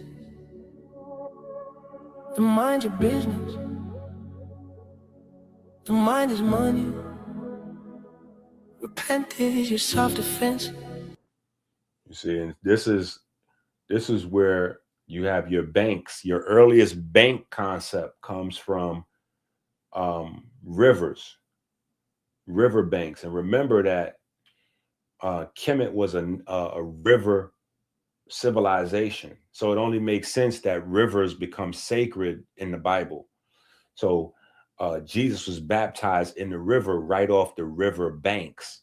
So this is where the conversation about banks and waves, there's a lot There's a lot in this song. You know what I'm saying? You know, somebody just had to sit with it and listen to it and watch the video 1,000 times, you know, before they figure out everything.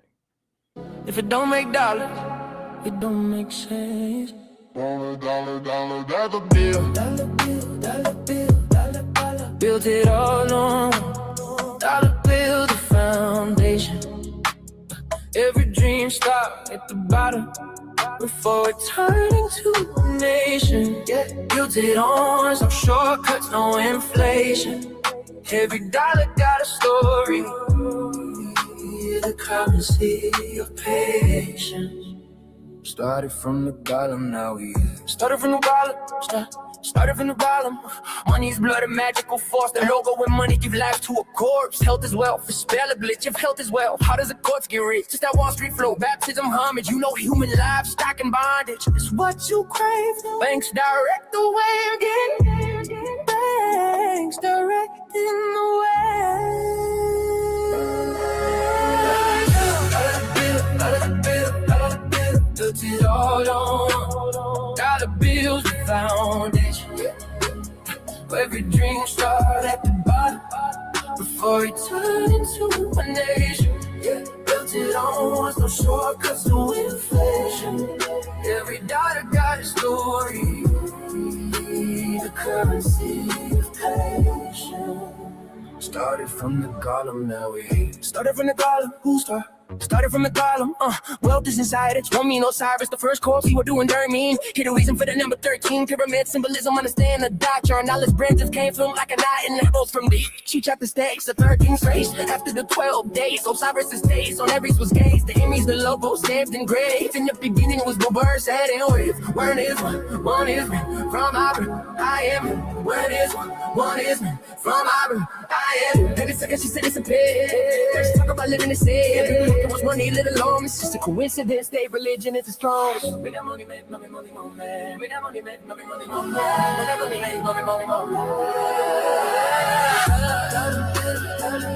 Dollar bill, built it all on dollar bill, the foundation.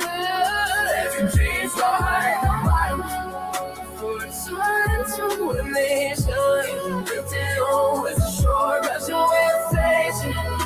Every dollar got a story, the currency of patience. So this walk on my vision never was empire, built brick by brick, dollar by dollar, another chase stand. Honest for the flex, I was cannon every ground, just under respect, my befores, don't forget the time feet. Every nest I feet, I don't give up with the dream as they vision that it bring. I should take love, hope for paper, I seen paper, turn to power. For the truth in every tower, these are based on safety hours. Residents never bring me out what you gon' do with this. I won't pretend to let you but the singers do it is. I don't work some money, I can manage it. When they can work multiple lives, dollar bills teach you economics, train bills teach you standards. Like one of those straight from aliens, people are best, if and proud. But if you don't respect it, you're on it. I go for half time. American money, your side is stand 13 is an opera. You one thing left for it's a tribal.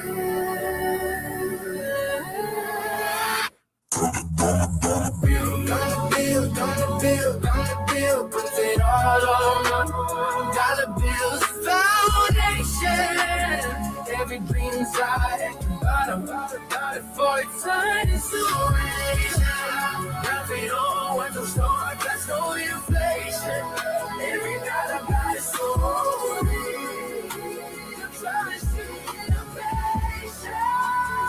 Started from the bottom, started from the bottom, started from the bottom, started from the bottom, started from the bottom. Everybody keep the signs in the side, they don't see the structure, holding it up. With the bins we holding, don't trap eyes or head, we're not counting it up. He is the mission, true value is for kids, and mine is special. No people convincing I'm crazy, on life, blue, and they gon' ice, the game is slice, hell is information. You are seeing the station, Freemasonry is Asian, got Freemasonry is Asian. What is one, from I am it. What is one, from I am it. In a sentence, of Felix in Paris. Talk about living in people with the most real and obvious, of course, it is, but my living in a strong.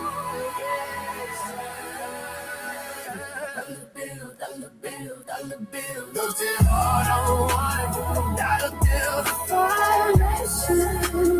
Every dream star at the bottom.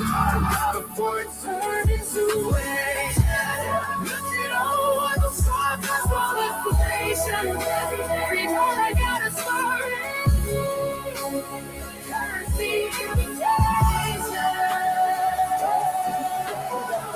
Started from the bottom, never from the bottom, never from the bottom, never from the bottom. Made that money, baby, don't be one back, baby, it's Hello, Dr. Enke. Hello, Dr. Enke. Hello, Dr. Enke. Yeah, so it's something to it. The songs are not just random. You know what I'm saying? All of the songs have. The concept is also that book is a part of a series. That's the third book, right? The first book is at Barnes and Nobles. Books 2 and book 3 is at Amazon. But the series is titled "Books Are the Food, the Songs Are the Vitamins." So the book is the primary study source, but the songs reinforce the stuff that's in the books. So we have a whole playlist of songs that come out of the 3 books, right?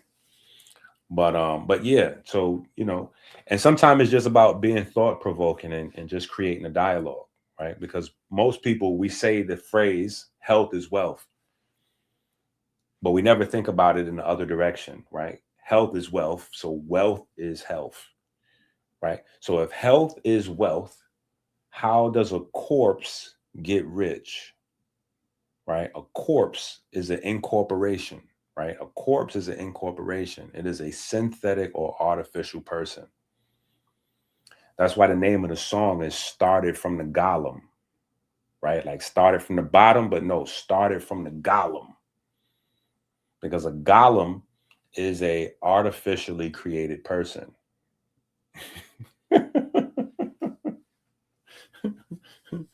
Right? So, and that's the definition. Literally, a golem and an incorporation basically have the same definition.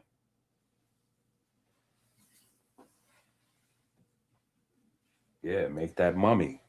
You know what I'm saying? Make that mummy. It ain't make that money. It's not, we're not saying make that money. We're saying make that mummy, because the foundation of American money is Osiris, right? That's why the pyramid is there. The eye array is there. The 13, all that.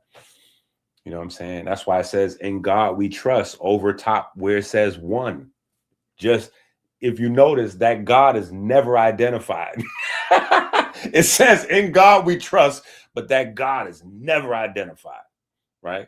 The only thing you have to go on is the pyramid, you know what I'm saying? And people just often reference Christianity because of the olives, you know what I'm saying? Like, that's the only real thing on the back of the dollar bill that references Christianity is the olive branches, you know what I'm saying? But that's because they don't know that those olive branches come from Akhenaten and Aten in the 18th dynasty, which is really where all of the Kemetic stories come from anyway, is the 18th dynasty. I mean, the biblical stories come from the 18th dynasty, right? From the Exodus and all of the whole program. So, but that's where that's from. Akhenaten with the olive branches, Neith and the arrows, all of that kind of stuff. And the number 13 is obviously the main feature, because on the one side with the eagle, you have 13 3 times, right? You got 13 3 times, right? Which is the olive branches, the arrows, and then the stars over the eagle head. And then on the other side of the dollar bill, you have the pyramid, but it's a step pyramid with 13 steps. And then you have Re on top. Right? So that symbolized on both sides, that lets you know that 13 is the main thing that's symbolized there. And that 13, that's only one, you know what I'm saying? Now, some people can say that 13 is the 12, 12 disciples and then Christ. But even if we go to Christ, we've already seen how that played out, where I had that debate with Jabari, right? The origin of Christ goes back to the same root, right? So anyway, let's get this prayer out of the way. Let's get this prayer out of the way so we can finally discuss cancer. because we discussed everything except cancer so far today. So let's get this prayer out of the way, and then we get to the conversation. In the Lord, with no line, no embargo. Oh, know that I am your member, and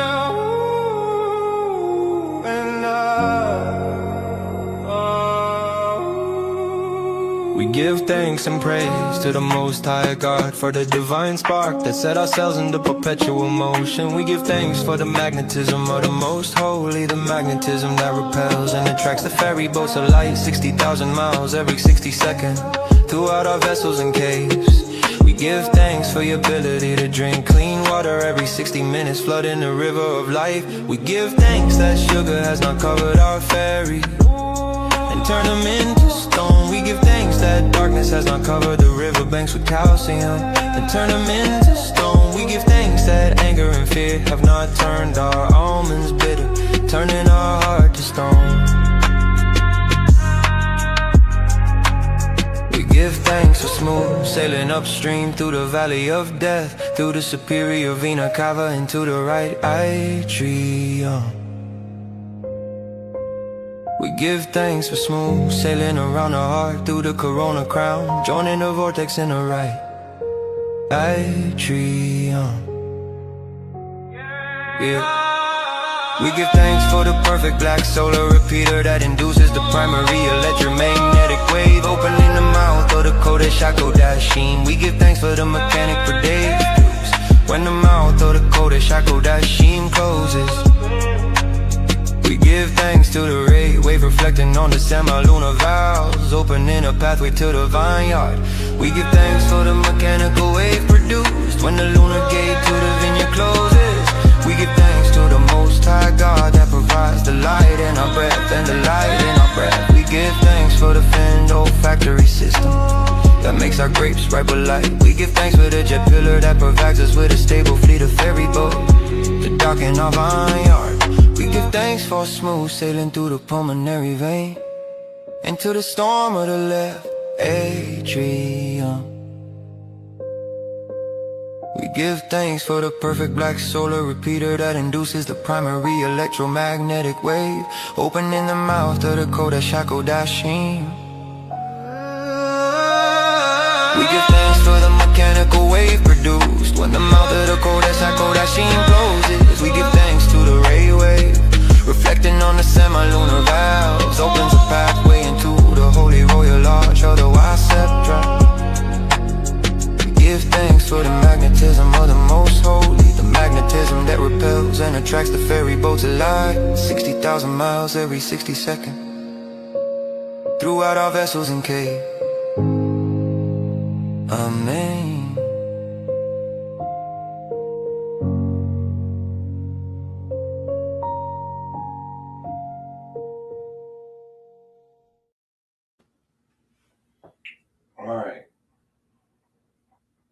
All right, so let's get busy with the get busy.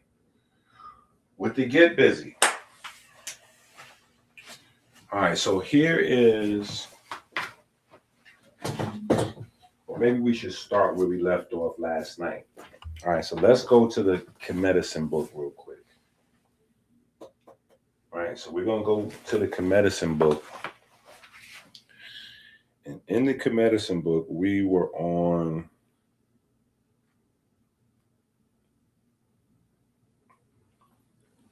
talking about the most advanced understanding of cancer, right? Because originally the concept surrounding cancer was that cancer is from genes. You get cancer from genes, so there's really no way to avoid it or cure it or fight it or anything. You're just in trouble. Then they kind of develop, chemo and surgery. But the concept of cancer still kind of was the same, right? Genetics, right? And when I say genetics, genetic mutations, right? And then As research progressed, they started to see cancer cells that had no genetic mutations in them, which totally ruled out the idea of genes and mutation in terms of being the sole cause of cancer. Now, as this is happening, they're looking for other ways to explain it. And so it has already been documented to a greater or lesser extent. So as they were looking, they found old information that had been sitting around already from Otto Warburg, right? Otto Warburg got a Nobel Prize for cellular respiration, right? And since that time period, his information had been kind of put down until a gentleman named Thomas Seyfried picked it up and he started carrying the banner, right? But Thomas Seyfried is really a teacher's teacher in terms of biochemistry and biochemical mechanics. So it's not palatable for John Q. Public. It's not even palatable for most of the science world. You know what I'm saying? So up until the point where mainstream science started to really take it serious that cancer was a metabolic issue, which was also driven by diabetes statistics, which is kind of how we get involved, right? Melanin versus diabetes, the movement, right? That's how we get involved because there's a relationship between diabetes and cancer. So that was pointing mainstream cancer research towards metabolic research anyway, right? So it just so happened to be 100 years worth of information that's been overlooked on purpose or not, just laying around, right? So anyway, 2026, it is now accepted that most forms of cancer are actually, it's a metabolic disease as opposed to genetic mutation or anything like that. And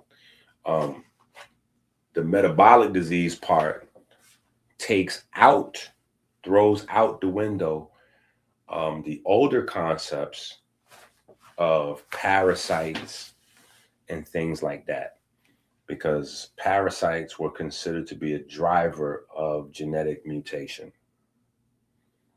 right? And so the people who sell products based on parasite cleanses and all that, they've just reformatted their conversation to say, oh, well, the parasites, we thought they were causing the genetic mutation, but it looks like the parasites are causing the metabolic problems. So they can keep selling you the same black walnut and whatever. All right. So, but anyway, so last night we started to read an article, right? It's on page 98, Cancer as a Metabolic Disease, right? And the article is, the lead researcher is Thomas Seyfried. Emergent evidence indicates that cancer is primarily a metabolic disease involving disturbances in energy production through respiration and fermentation. The genome, now we're going to come back to that very first sentence. That's where we're going to jump off into our food conversation, but I'm going to keep reading. The genomic instability observed in tumor cells and other recognized hallmarks of cancer are considered downstream epiphenomena of the initial disturbance of cellular energy metabolism. The disturbances in tumor cell energy metabolism can be linked to abnormalities in the structure and function of the mitochondria. When viewed as a mitochondrial metabolic disease, the evolutionary theory of Lamarck can better explain cancer progression than can the evolutionary theory of Darwin, right? So one of the things we talk about in this book is how cancer research debunks Darwin, right? Whole nother conversation though, because chimpanzees and monkeys, they don't get cancers like humans do. They get cancers, but not like we do. So that totally destroys Darwin. Anyway, Cancer growth and progression can be managed following a whole body transition from fermentable metabolites, primarily glucose and glutamine, right? Put a pin right there in the glutamine thing, right? To respiratory metabolites, primarily ketone bodies. As each individual is a unique metabolic entity, personalization of metabolic therapy as a broad-based cancer treatment strategy will require fine-tuning to match the therapy of an individual's unique physiology, right? So, yes, these are ketone people, right? So they're big on ketones, right? And ketones does have a very therapeutic role to play in cancer progression or regression, right? Which is where people like Dr. Sebi and many others saw results, but they couldn't explain those results because they didn't know the science, right? They would say, oh, fasting, you know, we fasting, you're going to get this and that and the other. And fasting has these benefits. And they could tell you potential benefits of fasting, but because they didn't know the science, they couldn't explain it in a way that's articulatable, right? But this is what Dr. Sebi was teaching. This is what Elijah Muhammad would, you know, like this, they just didn't know the science, right? So when you fast, just so you understand ketones and fasting, right? When you fast, depending on what type of fast you go on, but let's assume that you're going on a liquid fast where you're just consuming liquids, right? And maybe even a water fast where you're just consuming water, right? When your body runs out of carbohydrates for energy, you're going to start to feel crazy. You're going to start to feel crazy. It's going to take your body, because your body is sending you unpleasant signals, like you going in pain, like a crackhead or cokehead. You know what I'm saying? Like you're going through withdrawal, right? Your body's letting you know in every way possible that you need to eat, because your body primarily runs on carbohydrates. That is the preferred fuel of the human body, right? Especially the brain. Now, the heart, flawless. The heart prefers fats anyway, but the brain, glucose, sugar, carbohydrates. Remember, that's how we're coupled to the rest of the planet. So we're talking about studying nature. That's photosynthesis, the creation of carbohydrates. So that's your body's preferred fuel source, carbohydrates, right?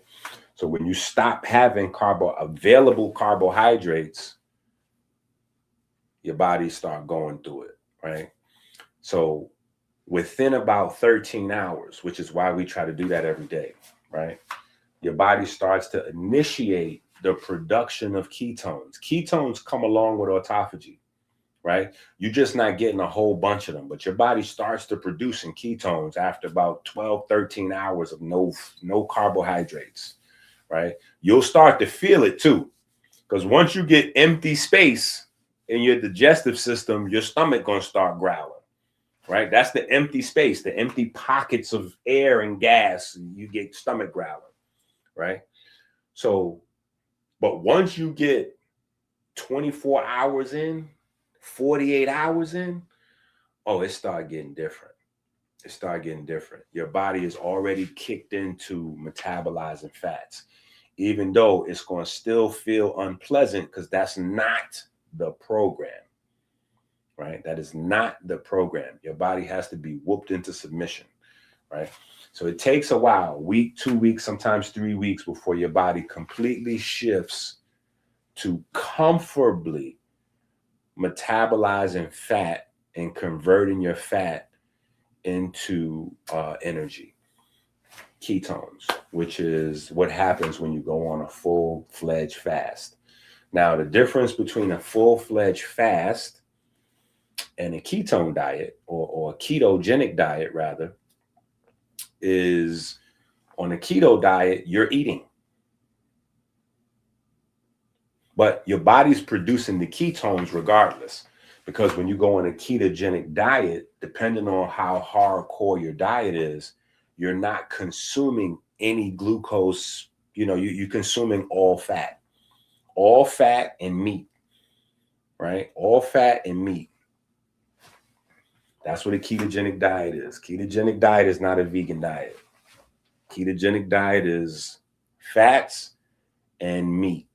So you get the animal meat, you know, you might go get some steak or whatever. When you look at the package, it'll tell you 70% protein, 30% fat, or 85% protein, 15% fat, right? No carbohydrates there, right? Boom.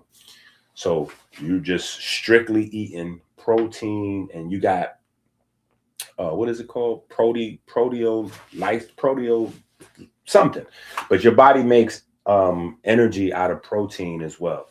So you got to be careful with the protein, because your body will start producing sugar from the protein, which is negligible. But if you do too much, then your keto effects will start to diminish. So you primarily just want to consume the protein you need for a day's work or whatever. And, everything else is pretty much fat. That's ketogenic. Flip side with fasting, you're not eating anything, so your body is consuming itself. Autophagy is constantly running to recycle protein. And as far as fat, your body's just metabolizing fat to produce energy. And so your body's going to obviously make up for any loss with ketones. So you have ketones, you have beta oxidation running in ketones. And that's where some of the benefits with fasting come from, that are associated with physical diseases, right? But again, if you don't get the biochemistry, you don't know what you're going through, you don't know when to do what, when to shift off, when to, like how to mitigate, and navigate through, for your desired results and whatever it is you're trying to do. But that's just one part of it, right? That's just one part of it, because what they said, and I'm going to read it again, cancer growth and progression can be managed by following a whole body transition from fermentable metabolites, primarily glucose and glutamine, to respiratory metabolites, primarily ketone, right? So a lot of times, if people are familiar with ketogenic diets and all of that kind of language, they skip right over the glutamine part, right? So it says again, I'm gonna read it again. Cancer growth and progression can be managed following a whole body transition from fermentable metabolites, primarily glucose and glutamine, to respiratory metabolites, primarily ketone bodies. Now, most people don't really realize this impact. This is a whole Osiris. This is a whole Osiris-based. This is an Osiris-based loophole, right? And the loophole is this guy. This is the loophole, right? This is the loophole. Vitamin K. Vitamin K is the loophole, right? Because vitamin K changes glutamate and glutamine metabolism. And I'm not going to say that it totally eliminates glutamate and glutamine availability from cancer cells, but it drastically reduces it. So people with cancer often have vitamin K deficiency, right? People in America have vitamin K deficiency. It is one of those things. We keep talking about these things, and I keep telling y'all that these things are going to become billion-dollar products, and nobody listens, and we just keep watching these things become billion-dollar products, because your body has to have them. If you don't have them, disease happens. It's just that simple. And so as we move away from eating plants, we start missing the stuff that comes in the plants. And one of those things is vitamin K. And it slips under the radar because usually people that traditionally were not eating plants were eating a lot of meat. Now that was cool. I'm going to just say pause one time, just a pause, a blanket pause for all plausibly plausible statements, right? Because it might get crazy with a lot of meat eating and it can get crazy. But what I'm saying is traditionally, people that weren't eating a lot of vegetables and fruits, particularly greens, they were eating a lot of meat. And you get vitamin K from animals because they store it. Anything that's fat soluble is inside the flesh, right? So anything that's fat soluble is inside flesh. So if you eat flesh, you get the stuff that's in the flesh, right? So vitamin E, vitamin A, vitamin D, vitamin K, all of those things are stored in flesh. So if you eat animals, typically you get fat soluble vitamins, no problem. Well, problem is animals have now been taken off their natural diets, right? So now,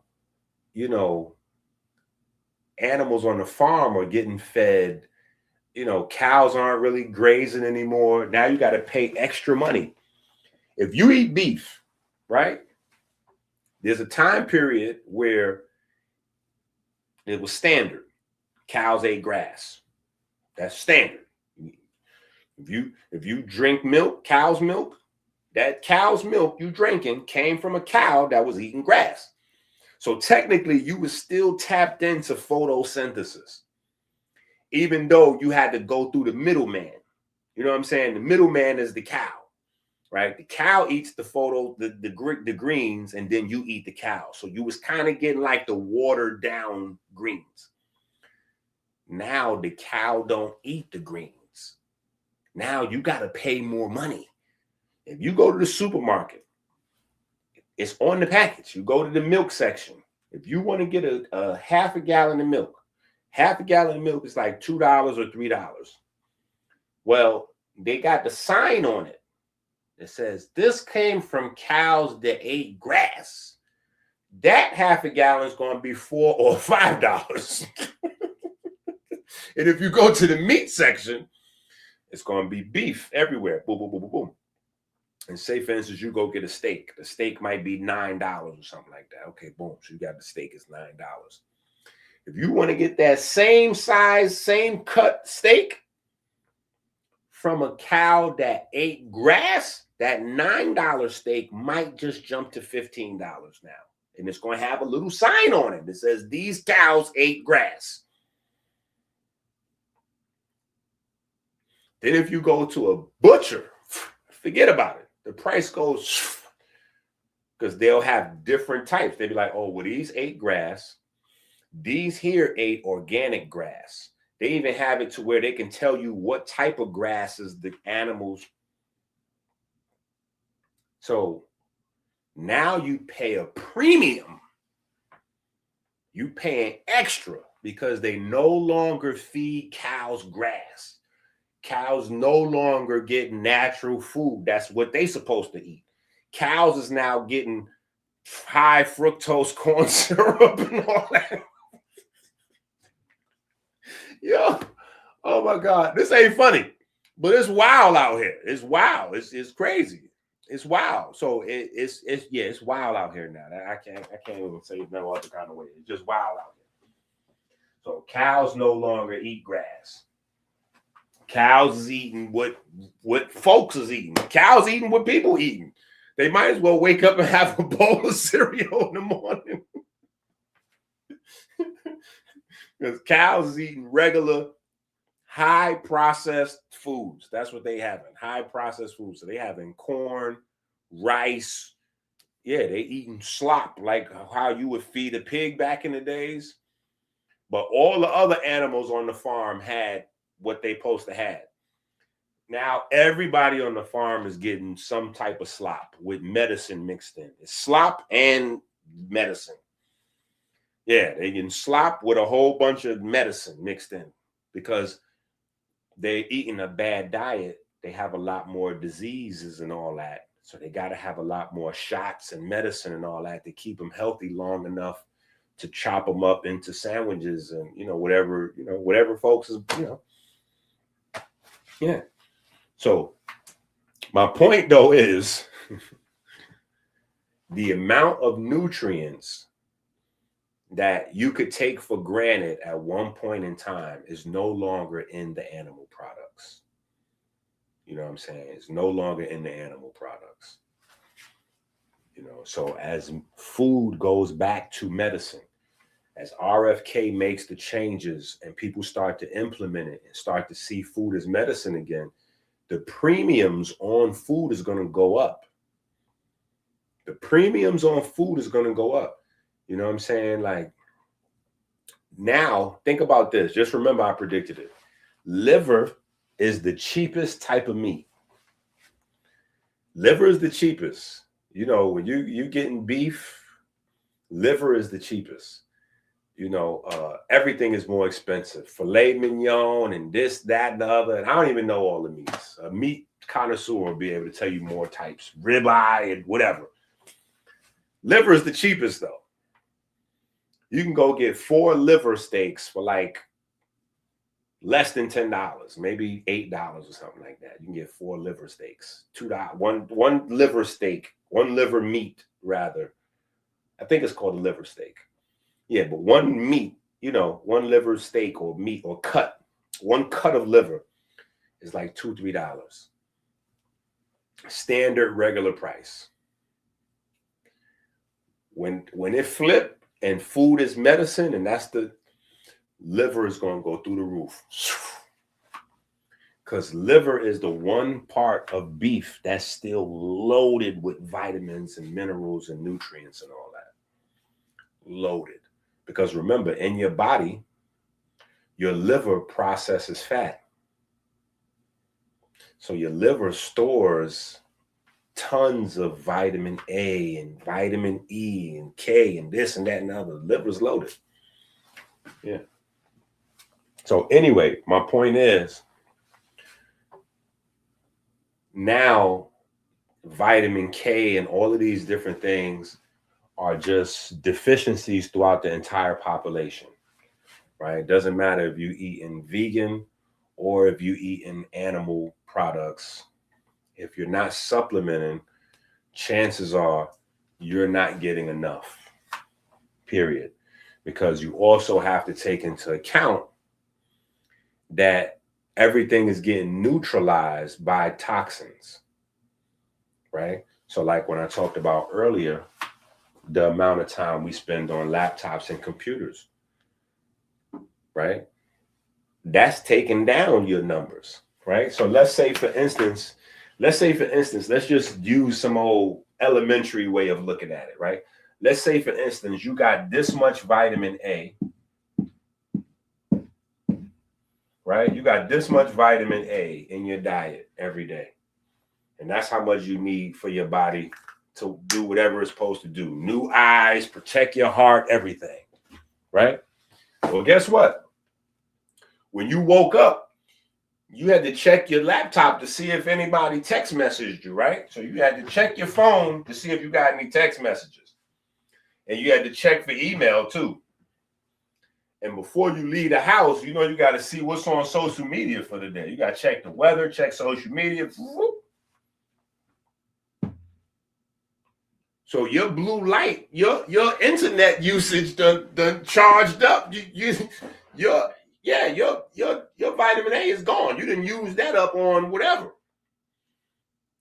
On an invisible black hole of nutrients. You done use that up. Right? And that's not even counting like other things that's happening, because now your mind is moving in a different type of way. So your neurochemistry is different. You're gobbling up catecholamines and neurotransmitters at a different speed and a different rate than you would of 20, 30 years ago or 50 years ago, right? even though our nutrient recommendations come from that time period, which is a problem, right? We're dealing with nutrient recommendations. Like when they say 400 IUs a day of vitamin D, that's insane. That's insane. Somebody should get hit over the head and locked up for telling people they only need 400 IUs of vitamin D. And that's 400 IUs of vitamin D they was recommending. They was recommending you get that from milk. So that's 400 IUs a day of D2. That's not even D3. That's crazy. That's criminal, right? So, and this is pre-internet era. This is pre-social media era. This is pre-touch screen era. Everything has changed. There's way more electromagnetic smog in our environment. Way more electromagnetic smog in our environment, right? And that's a conversation that's really banned from the internet. So I don't talk about that, right? That's in one of the old books. You got to have the Race Hustler series of books for that information. If you don't got them books, you tough, because I ain't talking about that on the internet. Tough for you. I'm not talking about that on the internet. You got to have them Race Hustler books. And you go look like, Doc, them books is out of print. I don't know what to tell you. You missed it. That's just a whole book. That's just information you missed. Right? And every book series is like that. You got to get them while they're there. You know what I'm saying? You got to get the books while they're available, because something may happen and they're not available. So anyway, vitamin K, right? Let's get into vitamin K, right? And this is why the green packs are super necessary, because we've been had vitamin D, but we didn't have a vitamin K. So I used to tell everybody to go to Amazon or go wherever to get your vitamin K, right? Which was super inconvenient, right? So vitamin K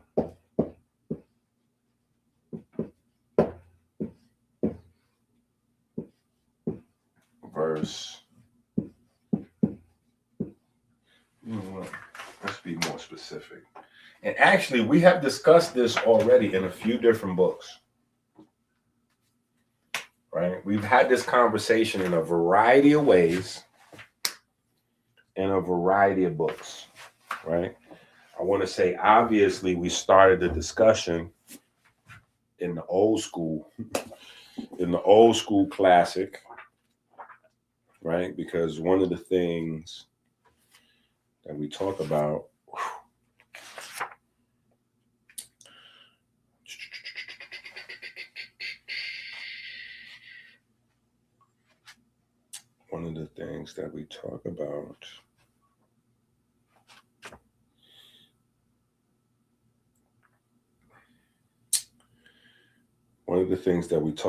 is obviously vitamin D, tryptophan, right? Tryptophan. We talk about glucosinates, selenium, right? And then we talk about plant pigments and glutathione together, right? Plant pigments and glutathione together. So we've been having this conversation for quite some time, right? And then when we get to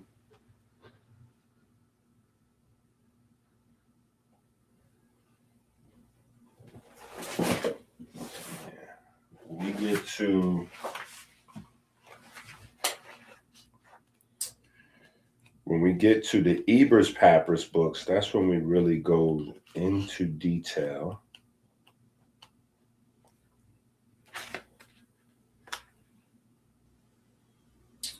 Okay, wait a minute. Page 100. I don't think it's in this book, though.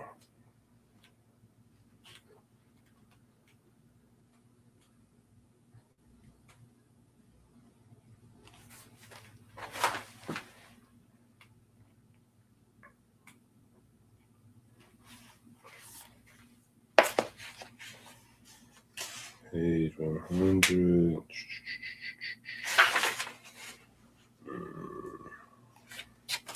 No, because I think in this first book, we're just talking about mostly medicine.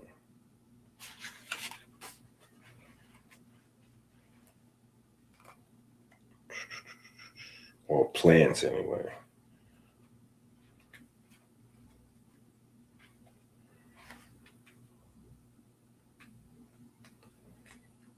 Alkaloids.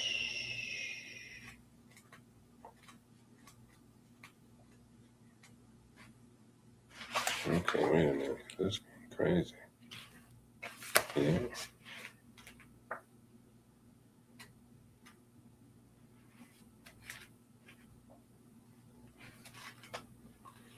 Okay, yeah, we went through a lot of different articles.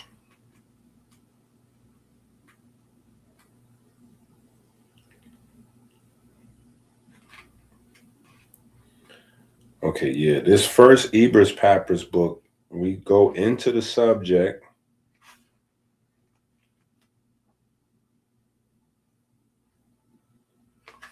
Okay, yeah, we go into the subject starting on page 100. So this is the Ebers Papyrus book, volume 1. Volume 1 on page 100 starts the chapter, but we don't get deeper into it until we get, at least not to the conversation we having now, right? The conversation we having now, we start discussing on page 195, right?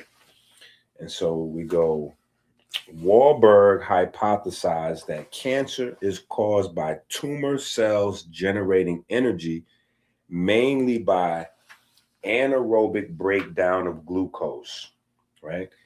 Anaerobic breakdown of glucose is fermentation, right? And that's where the story of Osiris kind of links in, because Osiris was known to have wine as blood, right? Fermented fruit sugar as blood, right? So that's where the very first mentions of fermentation in the blood takes place in Kemet. And that's where Otto Warburg's, that's what he won the Nobel Prize for, saying that fermentation is taking place. So that's crazy, right? These folks winning Nobel Prizes for breaking down cometics. Anyway, so it says, this is in contrast to healthy cells, which generate energy mainly from oxidative breakdown of pyruvate. Pyruvate is an end product of glycolysis and is oxidized within mitochondria. Hence, according to Wahlberg, cancer should be interpreted as a mitochondrial dysfunction.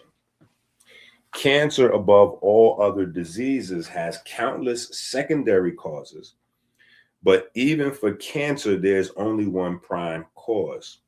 Summarized in a few words, the prime cause of cancer is the replacement of the respiration of oxygen in a normal body cell by fermentation of sugar, right?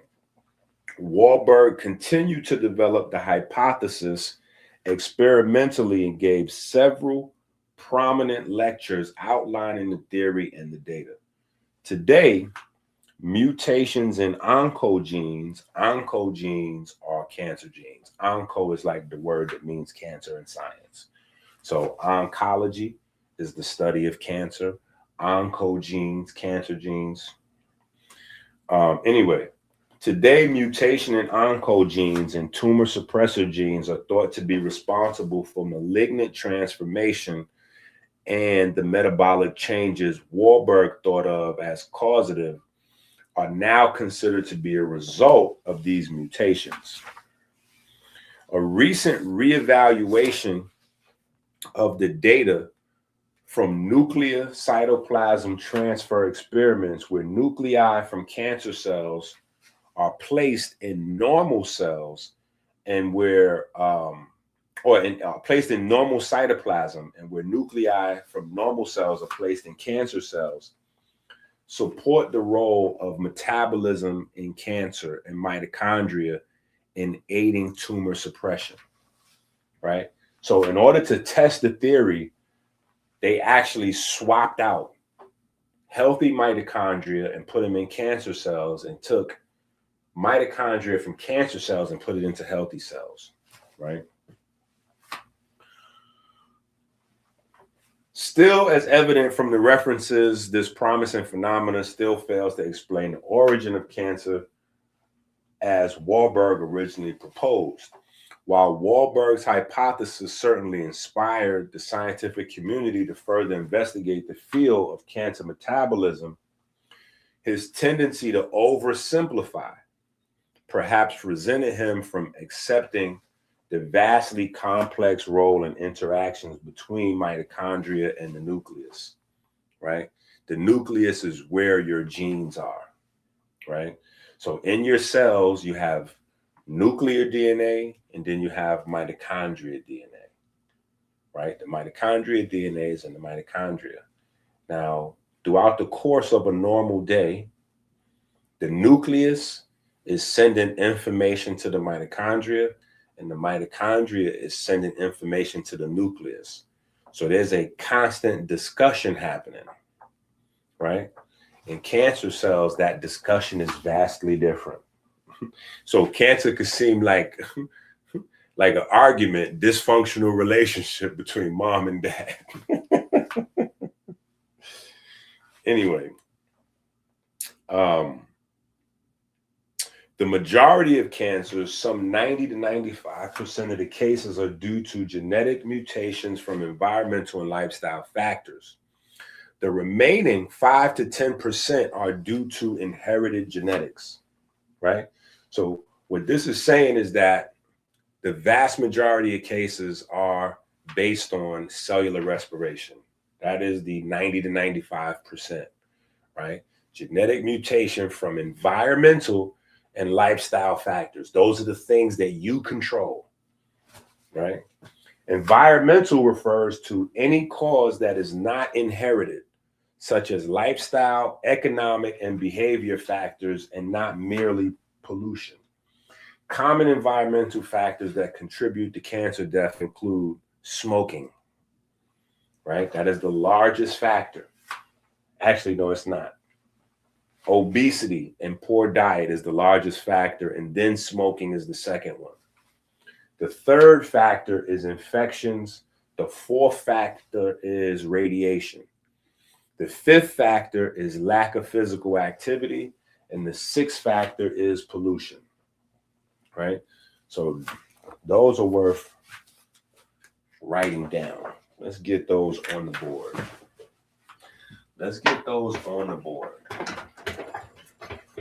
Right? So we have these in our notes. Now, we shouldn't really need these in our notes because we should all have the Ebers Papyrus Volume 1, right? We should all have this book,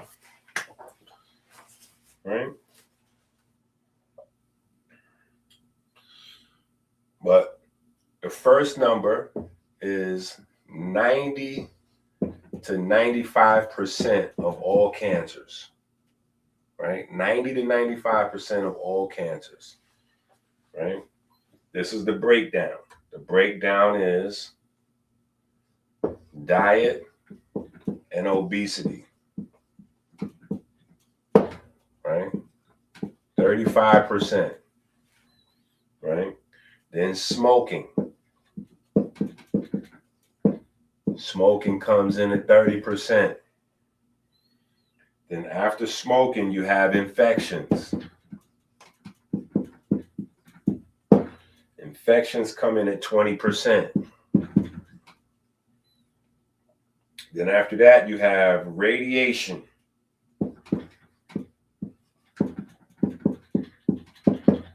10%. And then you have sedentary lifestyle and pollution.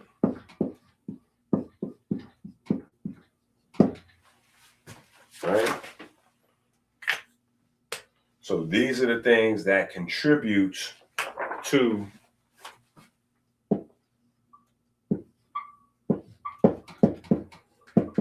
the fermentation.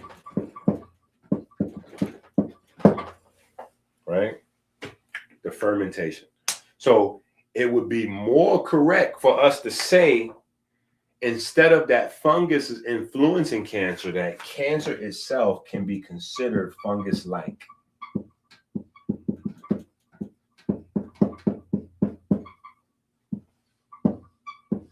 Cancer cells are fungus-like.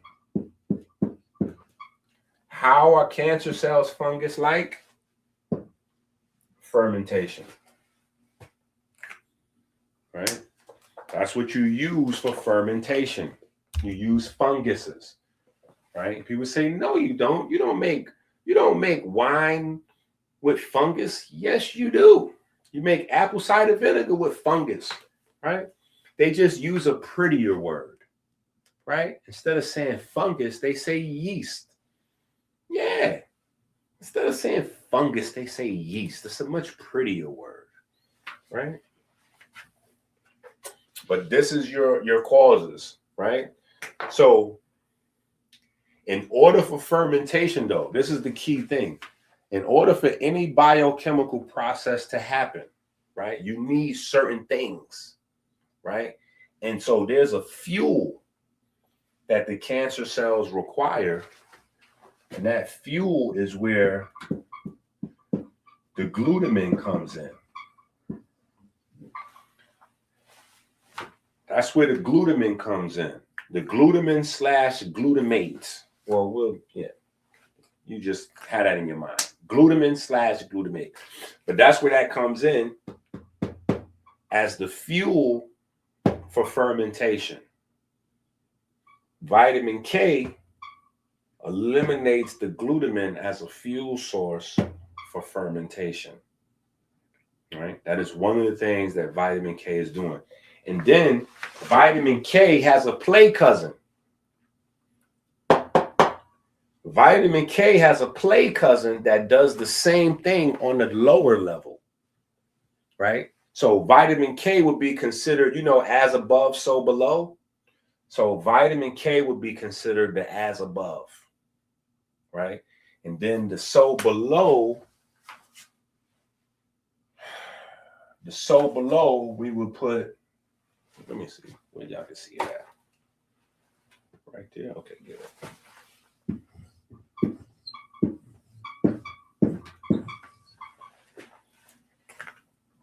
The CoQ10. CoQ10 is almost the same type of molecule as vitamin K. Right? It's almost the same. But CoQ10 is the so below. So vitamin K is working in the bloodstream and the organs and all that. And CoQ10 is working the same type of magic at the mitochondria level. Yeah. CoQ10 is working down at the mitochondria level. Right?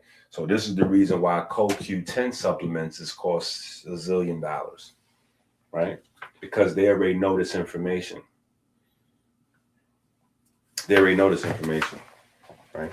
Just you don't know this information, John Q. Public, because y'all not going to buy these books. Y'all gotta go get these books. See, this is where the information is at. The Ebers Papyrus, Volume 1, and the Comedicine book. Go get those books. If you don't have those books, add them to your cart.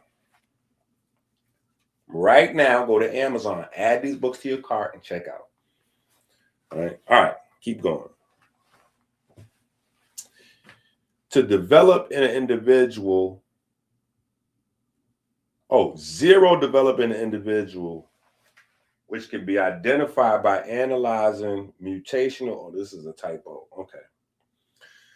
Signatures from genomic sequencing of tumor DNA. For example, this can reveal if lung cancer was caused by tobacco smoke, if skin cancer was caused by radiation, or if secondary cancers were caused by previous chemotherapy treatments. There's that part. Chemo treatments do cause cancer. Cancer is generally not a transmissible disease. Exceptions include rare transmissions that occur with pregnancies and occasional organ donors. However, transmissible infections that cause these diseases can contribute to the development of cancer, making cancer transmissible, right? Because the cancer itself is not transmissible, but the dietary habits are transmissible. Smoking as a habit is transmissible. Infections are transmissible. Radiation, right? Sedentary lifestyle, right? All of these things are a part of our culture, right? So we actually have a cancer-based culture that promotes it. And so the cancer itself is not transmissible, but the things that cause cancer is transmittable, right? And often subconsciously, or not even subconsciously, but just, without us even thinking about it. Because we don't think about the fact that our children automatically inherit our eating habits. However we eat is how our children eat. So they automatically inherit that. If we read books and our children are grown in a household where they see their parents constantly reading books, you will not be able to stop those children from reading books. Period. You will be able to punish your kids by taking away their books. Give me them books. Nobody's reading no books. That's it. Put them books right there. Ain't no books. Go in your room. Go turn on the TV. If I tell my kids to put the books down and go turn, Dad, it wasn't me. It was, they start snitching on him. But in a household where where TV is the main thing, right? Radiation, in a household where where TV is the main thing, you can't force those kids to read books because you don't read books. So that's obviously a punishment. They don't want to be punished. And the programming of whatever punishment is whatever separates them from the norm. Separation for a human is the worst form of punishment because we're herd creatures by nature. We just want to be together. Yeah, we just want to be together and do what everybody else is doing. That's what makes us feel the best, to be in a group of people doing whatever it is that we do. Whatever we like to do, we want to do that with even if we like watching movies, we want to watch movies with other people. It makes the movie better. If we like playing video games, we want to play the video game with other people. It makes the game better. If we go in to watch a game, even if we go watch a game in a crowded stadium, in a crowd of strangers, we feel alone. So we want to bring people with us so we can watch the game together. Yeah, we all eating whatever we eat. You know what I'm saying? Whether we eating glizzies, we got frankfurters and popcorn or whatever it is, or we snuck in sandwiches from the house, or whatever we doing it together. Yeah, that makes it feel better, right? Because we are herd creatures and we transmit our habits. That's why my mother, she didn't know what she was saying exactly, but she was saying it in her own form of ancient wisdom that got passed down to her. Yeah, it was ancient wisdom that came from her elders down to her, and she told us, listen, boy, I done told you now, if you run around with 9 broke niggas, you're going to be the 10th. I'm like, what? Yeah, you heard what I said. You run around with 9 jailbirds, you're going to be a bye-bye birdie. Well, what are you talking about? F around and find out. But that's what, in her way, that's what she was communicating. Humans are herd creatures. We share habits, right? So we share habits. That's how it goes. So we're passing down these habits. You know what I'm saying? So if your kids see you reading all the time, they're going to want to do that. Whatever they see mommy and daddy doing, that's what they into. If they see you smoking cigarettes, they're going to sneak and smoke a cigarette because they can't wait to get to be you. And that's what you like, so they want to get with that. In fact, they believe you punishing them by not sharing cigarettes with them. Yeah. They're like, man, I can't wait to have, or if you drink beer, they can't wait to sip a little sippy of that beer. Or if you got a bar at the house, and when you have get-togethers, everybody have a little bit of drink. Soon as nobody's in the house except them, they're going right into that liquor. What? Yeah, they're going right into that liquor. They're going to taste that liquor. They're going to get right to. So it's the same thing. If you have a bunch of books, libraries in your house, when nobody's around, like I got a glass one in there. Yeah. Caleb and Chase couldn't wait to break the glass in my bookshelf, messing around. I told them, don't go on my bookshelf. What'd they do? As soon as I ain't around, they sneaking into my books. Right? Because that's what kids do. Yeah, that's what they do. They get ready to sneak right into whatever you've been doing. Whatever you've been doing, they get ready to sneak into that. So anyway, back to the work. Uh-oh, there you go. There you go. There you go. He pop up every so often when it's time to pop up. There you go. All right, so blah, blah, blah, blah, blah, blah, blah, blah, blah. The incidence of lung cancer is highly correlated with smoking. Exposure to particular substances have been linked to specific types of cancer. These substances are called carcinogens. Tobacco smoke, for example, causes 90% of lung cancer. Tobacco use can cause cancer throughout the body, including the mouth, throat, larynx, esophagus, stomach, bladder, kidneys, cervix, colon, rectum, liver, pancreas. Tobacco smoke contains over 50 known carcinogens, including nitrosamines and polycyclic aromatic hydrocarbons. Wow. Polycyclic aromatic hydrocarbons. That's what y'all getting when y'all buy that fake Botana oil. That's why that Botana oil smell like burnt coffee, because of the polycyclic aromatic hydrocarbons. That's what you're smelling. Telling you, don't put that stuff in your mouth. Anyway, tobacco is responsible for about 1 in 5 cancer deaths worldwide and about 1 in 3 in the developed world. Lung cancer death rates in the United States have mirrored smoking patterns. Now let's see how many people we got. Oh, we got almost 50 people watching. I say guarantee. How many of y'all already smoked for the day? Yo, there's a guarantee about 10 or 15 people watching this that already smoked today. Right? Yeah, probably 20. I don't know. Black folks, it might be closer to half. Might be close to about 25 people watching right now that smoked already today. Yeah, half of y'all high is already going down, and you ready to thinking about smoking again. You halfway think about rolling up again. And then another percentage of that 25%, y'all also smoking Black and Mild cigarettes. All right now.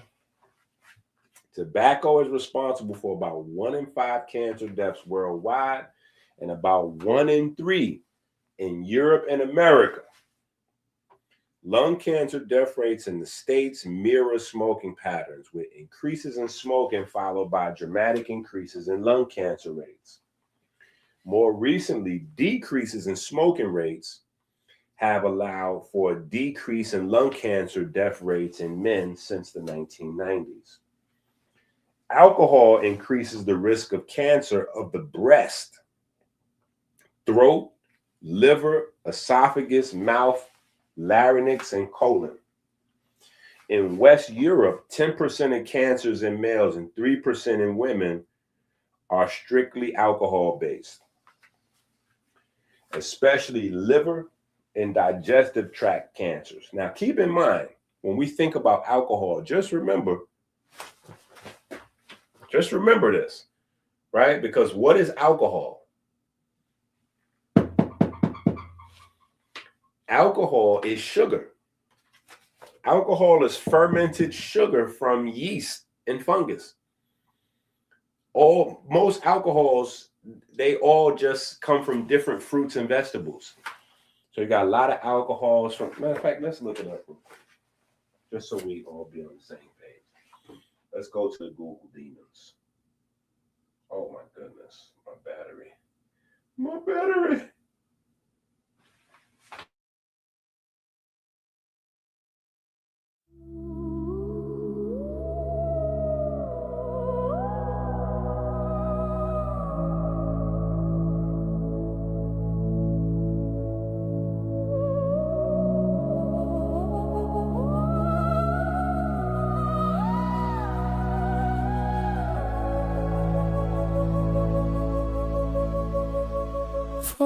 photosynthesis. Green is the businesses. Health is wealth. What are both instances? Green is the business. Green is the business.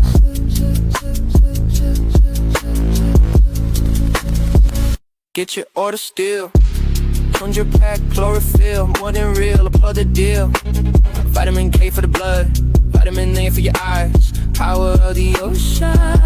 American Healer is the GOAT. Inky big bro price for the low.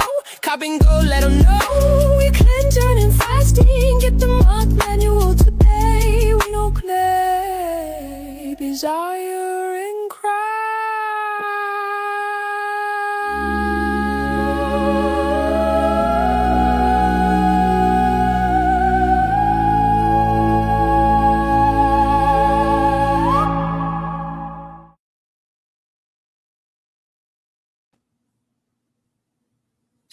Okay,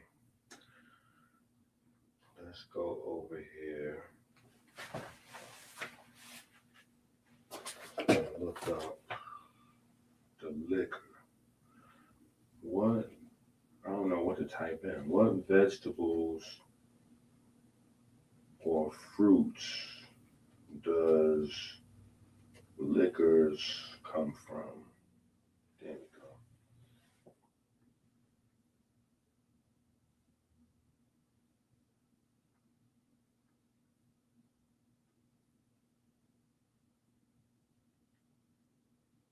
Okay, here we go. Here we go. So keep in mind, this all the same conversation. This all one same conversation, right? Liquors come from fermenting sugar in various fruits. Grapes for brandy, apples for cider, grains, right? Barley and corn is used for whiskey and vodka, right? So now you could see that somebody sound crazy, right? Somebody sound crazy if they avoiding high fructose corn syrup, but then they drinking vodka, right? How you avoiding high fructose corn syrup and you drinking vodka? Like what we doing, right? What we doing, right? Blind leading the blind. Anyway, they use potatoes for vodka.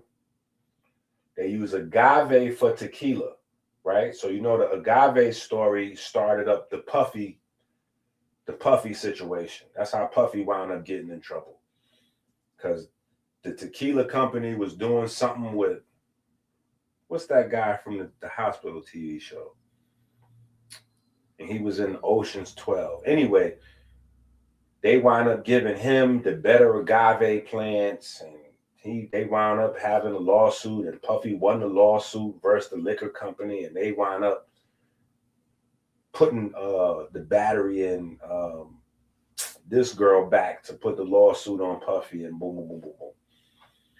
But that was a $2 billion lawsuit over tequila to agave plants. Just so y'all know, that was a $2 billion. Let me see, Puff Daddy agave lawsuit.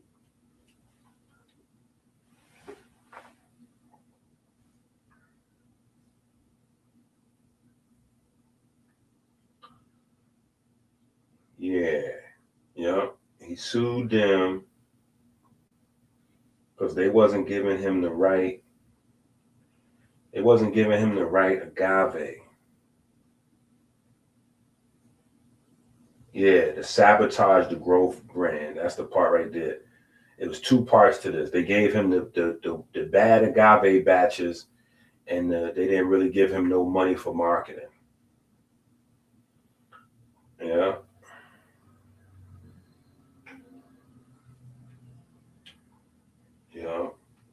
But but they had to pay him like $1 billion or $2 billion or something crazy, some wild number. Some wild number was announced in the settlement. Nah, how much money was the settlement?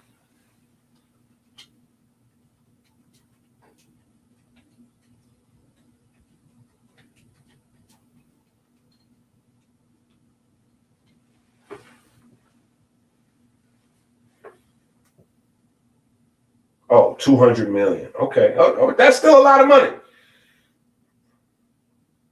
Combs settled his legal disputes with Diageo for a confirmed amount of 200 million. So that's what it was. It was 200 million that them folks had to pay Puffy, and then they put the battery in the back. Okay. Yeah. Puffy had already tucked away. That's where I get the billion number from. Okay, that's where it is. He made over $1 billion with them. And then when they settled, they had to pay him another 200 million on top of that. Yeah. Okay. Anyway, so that was over agave plants. That was over agave plants for his tequila, right? So sugar cane is used for rum, and they use yeast to convert the sugar to do the fermentation, right? That's how that goes.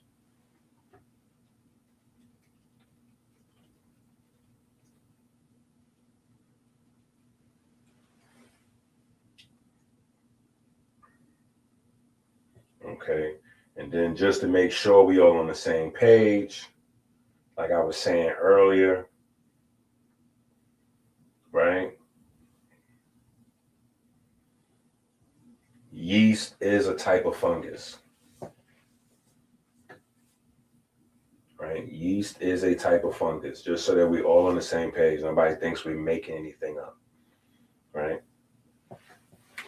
So fungus do fermentation, right? Fungus do fermentation. Yeast is a very easy to replicate and duplicate. This is one of the reasons why I've never been a fan of kombucha, right? Because kombucha is loaded with yeast, right? And so I'm not voluntarily consuming no yeast products. Not for health purpose. Like that don't make sense to me. You know what I'm saying? That don't make sense to me. Now, I'm gonna do some yogurt or something like that, a culture for like a yogurt or something like that, or a kefir for isolated situation. You know what I'm saying? Sure. You know, but not a fan of kombucha. I don't want any beef with the kombucha people or the Moorish guy, you know what I'm saying, who shut my pages down and then extorted me and all that. I want no beef with no kombucha people, right? I'm just not personally a fan, right? So yeast is the key here, right? Fungus, right? Which is one of the reasons why, you know, I'm known as the anti-mushroom guy, because mushrooms are fungus, right? So as far as I was concerned, all things fungus, yeah, you go, I'm gonna go this way and you gonna go that way. Yeah, me and I'm gonna go, and fungus, you go, right? But then I learned a little bit more. So I'm like, oh, okay. I can't discriminate. That's like how police just pulling over black folks in the street, just one black, all black folks the same. I was violating the fungus kingdom by assuming all funguses were the same. All funguses are not the same. All fungi are not the same. So my bad to the fungus lovers. Okay. So I do occasionally enjoy me some fungi. I had me some Haitian fungi this weekend. Yeah, I had me some Haitian, some John mushrooms. Okay.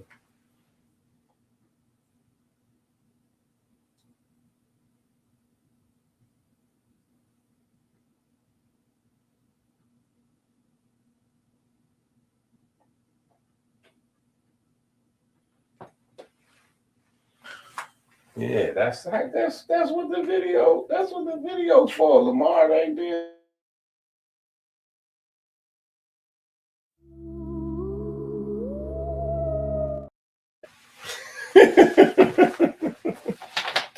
All right. So alcohol comes from fruits and vegetables, right? Fermentation. So just to help you see the link between how cancer, and then remember we talked about cancer and fat, right? We talked about cancer and fat. Here's another link. I don't want to erase nothing off the board, so you just got to put in your brain. Remember we talked about catecholamines being how your body gets rid of visceral fat. Visceral fat helping out cancer cells, right? So visceral fat helps cancer. Catecholamines gets rid of visceral fat. Catecholamines is made out of tryptophan. So tryptophan gets rid of the things that help support cancer. Well, guess what? Alcohol gets rid of tryptophan. There's that part. So alcohol stops your body from being able to metabolize the tryptophan, right? So when you have impaired tryptophan, now you have more visceral fat growing, right? Which can translate to higher percentages of cancer risk, right? All right.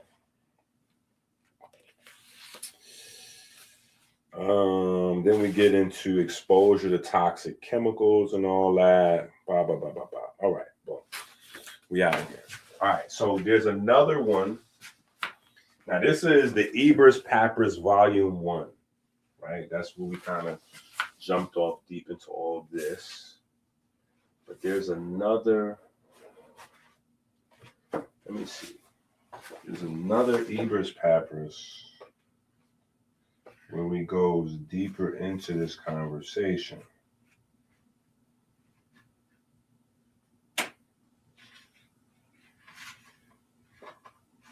I'm going to find these books for you.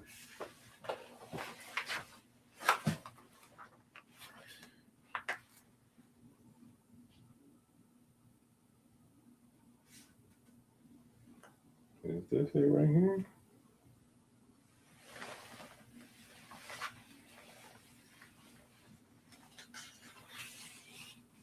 Okay, nope.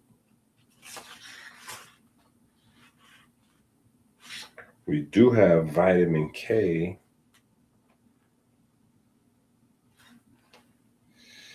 and gingivitis. How vitamin K works to reverse gingivitis. So there's that, but no, that's not what we're looking for.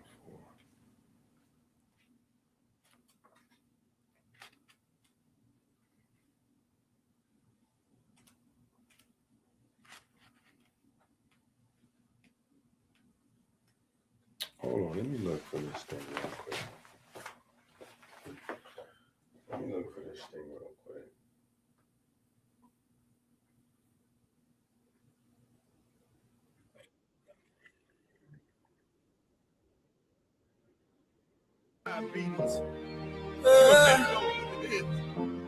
We here.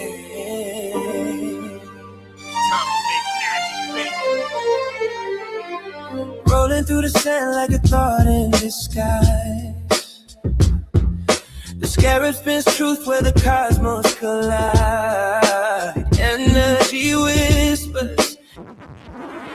Side effects may include diarrhea, seizures, hair loss, eye loss, teeth loss, leg loss, divorce, getting arrested, diarrhea, death, paranoia, your friends blocking you, dizziness, prison, your eyes falling out, uncontrollable gas. You will die if you take this.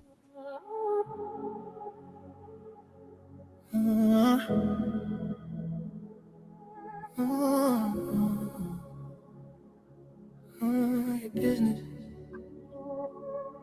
The mind your business. The mind is money. Repent is your self-defense. If it don't make dollars, it don't make sense. Dollar, that's a bill. Dollar bill, dollar bill, dollar, dollar. Built it all on dollar bill, the foundation. Every dream starts at the bottom before it turned into a nation. Yeah, built it on some shortcuts, no inflation. Every dollar got a story. The currency of patience. Started from the bottom, now we started from the bottom. Started from the bottom. Money's blood, a magical force. The logo when money give life to a corpse. Health is wealth, a spell, a glitch. If health is wealth, how does a corpse get rich? Just that Wall Street flow, baptism, homage. You know human lives, stock and bondage. It's what you crave. Banks direct the way again. Banks directing the way.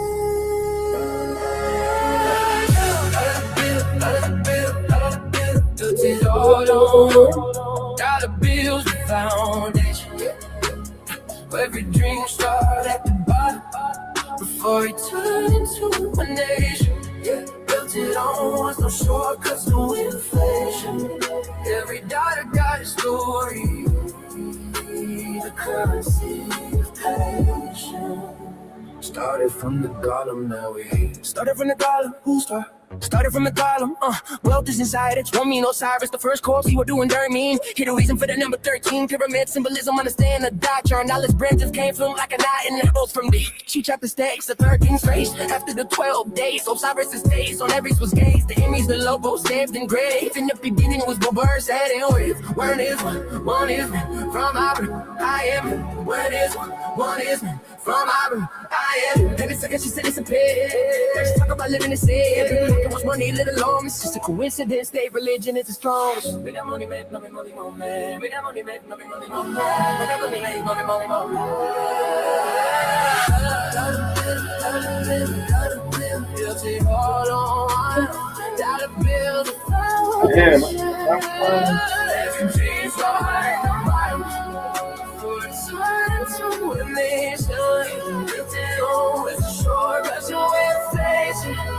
Every dollar got a story.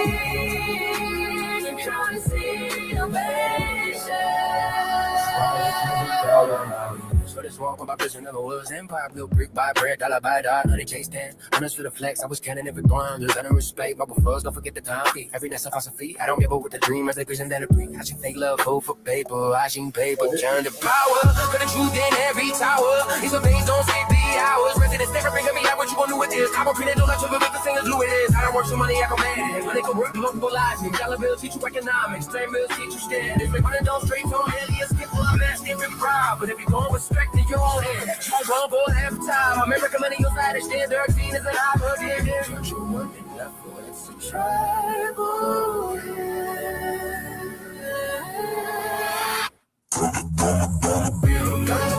Dollar bill, put it all on dollar bills, foundation.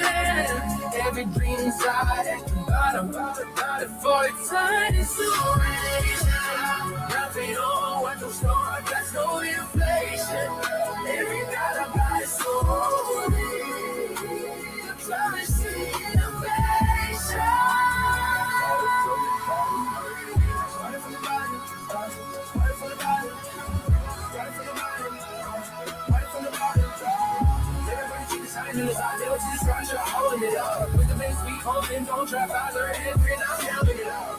Dimension. True value if I catch it. The mind is special. No people convincing I'm crazy. No life, blue at the goal, ice the game is slice. Hell is information. You are seeing the station. Freemasonry is Asian. Got Freemasonry is Asian. What is one? From I am it. What is one? What is one? From I am it. In a sentence, what sentence isn't there? Let's talk about living in sin. People with the most friends and all. From a living in a strong,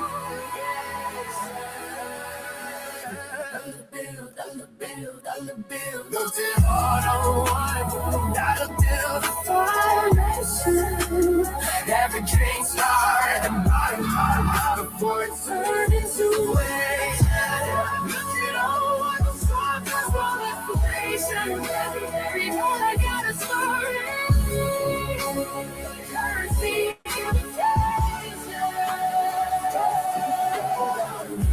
from the bottom, never from the bottom, never been a bottom, never from the bottom, made that money, made that on the work is Hello, Dr. Enki. Hello, Dr. Enki. Hello, Dr. Enki.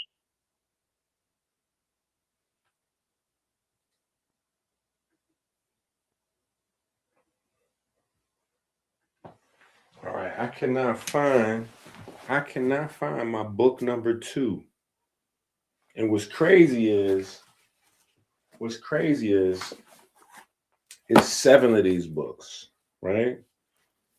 With plant genetics, obviously, but it's 6 of these books. And I have 2 number 3s. So that's what is driving me crazy. I got 2 volume 3s and I need to find my volume 2. Crazy, nasty work. Anyway, if you got volume 2,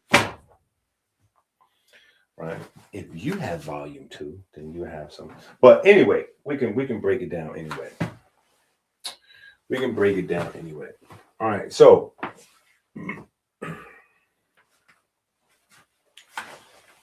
in a nutshell, right? In a nutshell, here's what happens. When, in order for fermentation, so all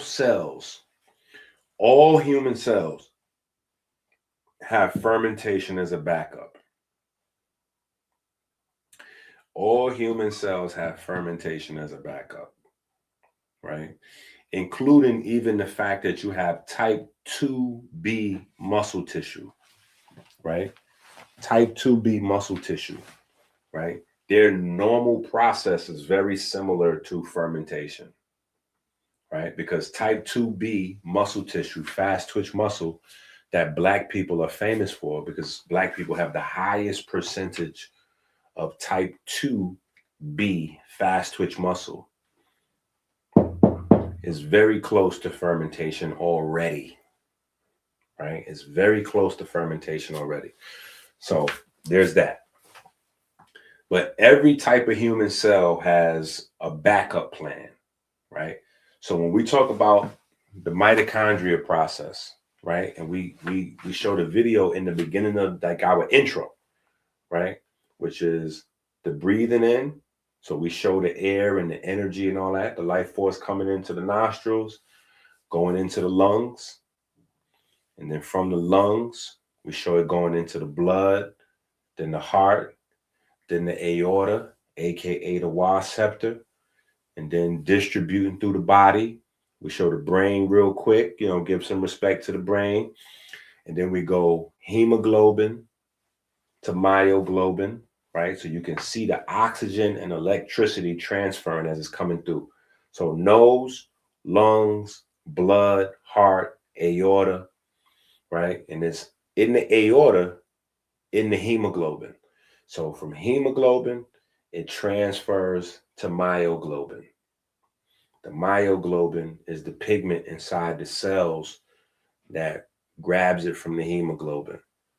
Now from the myoglobin, it transfers to mitochondria.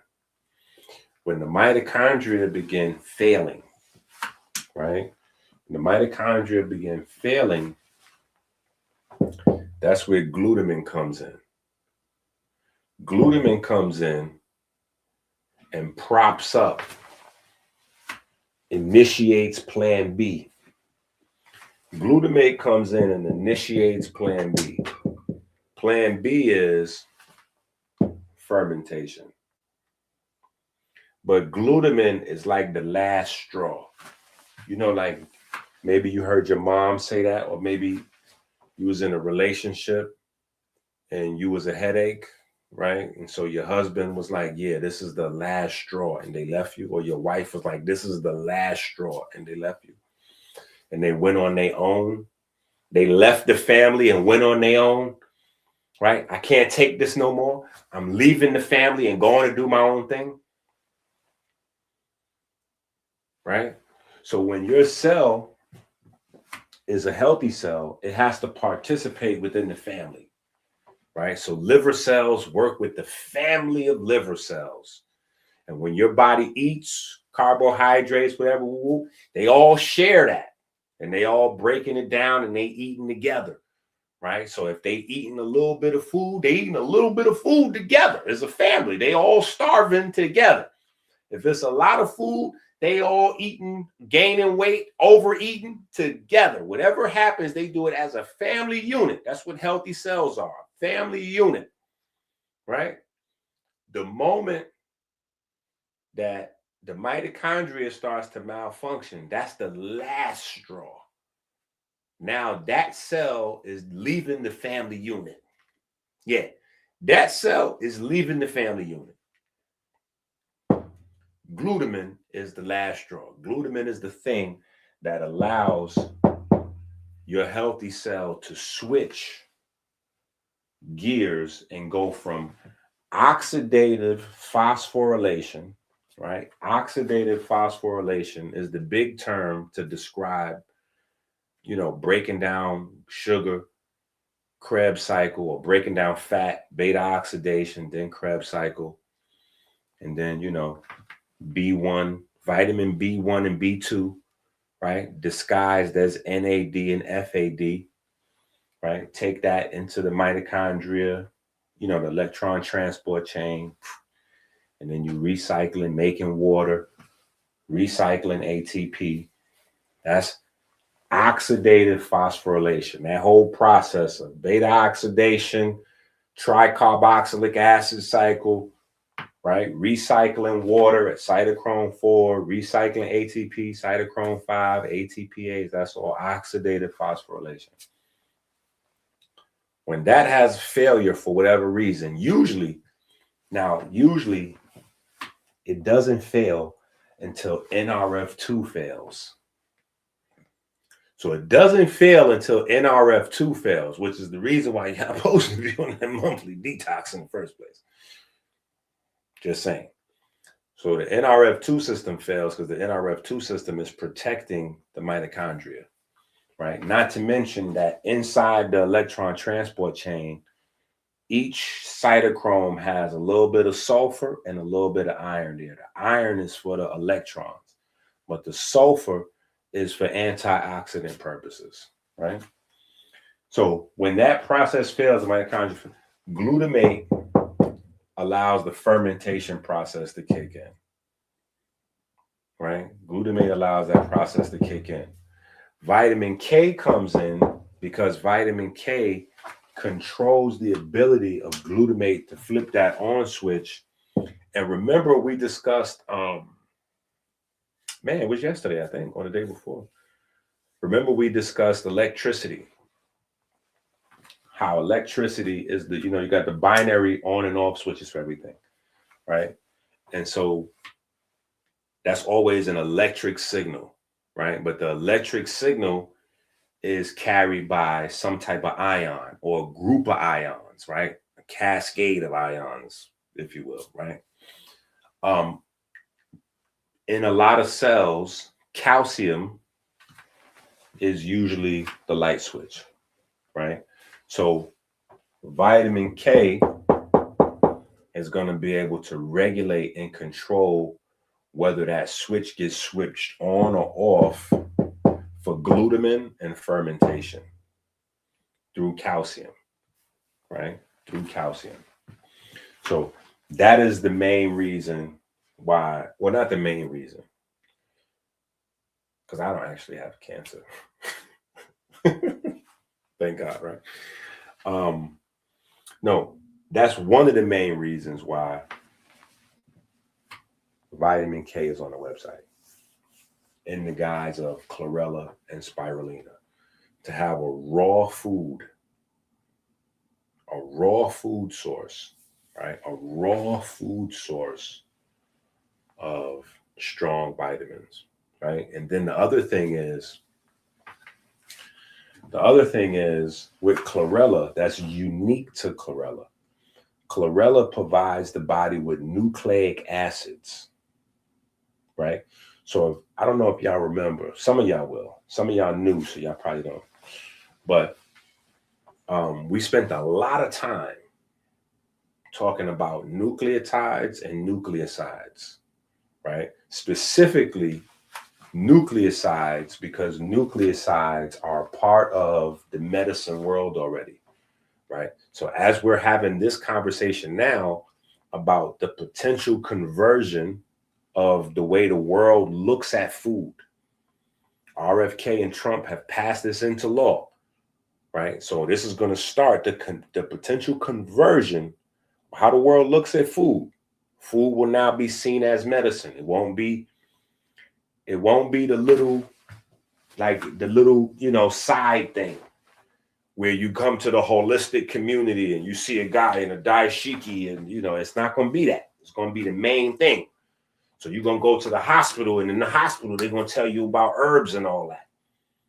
Now, that sounds like a foreign concept in America, but it's not. One of the things Trump is trying to do is get America competitive or back on top than all the other countries, right? So that's why this whole push, because other countries already have herbs as a part of their mainstream program, right? As a part of their mainstream program. And, quietly as a Republican, Trump is always competing with the Democrats, right? And, the Democrats in America in 2026 might as well be called the Chinocrats, because, there's that, right? And so in China, herbs is the main medicine. The drugs is secondary. It's not even a matter of herbs being equal to drugs. Drugs is considered drugs is the holistic, like the you know what I'm saying, the trendy niche, it's the main thing is herbs there. Traditional Chinese medicine is herbs. So making us more competitive with the world, that's a part of that. Just like going to get Greenland. You know what I'm saying? This is why you got to pay attention to Hollywood, right? You got to pay attention to Hollywood. They did the first movie, Greenland, right, which was an action movie about the world ending and Greenland being the place to save the world, right? Greenland. And right now in the movie theater, Greenland 2 is in the movies. Greenland 2 is in the movies, right? I seen it, right? Greenland 2 is about what happens when they come out of the bunker from Greenland. That's where the first movie ends off. So the first movie ends off, they make it safely to the bunker in Greenland because that's the safest place in the world. And then Greenland Part 2, which is in the movie theater now, they come out of the bunker and now they got to try to rebuild the world starting in Greenland. So I know somebody going to say, yeah, but that's the movies. It's just coincidence that we're potentially about to go to war to secure Greenland for Americans. A lot of coinky dinks. I just don't believe in coinky dinks. Right? So started from the Gollum. Now we're here, right?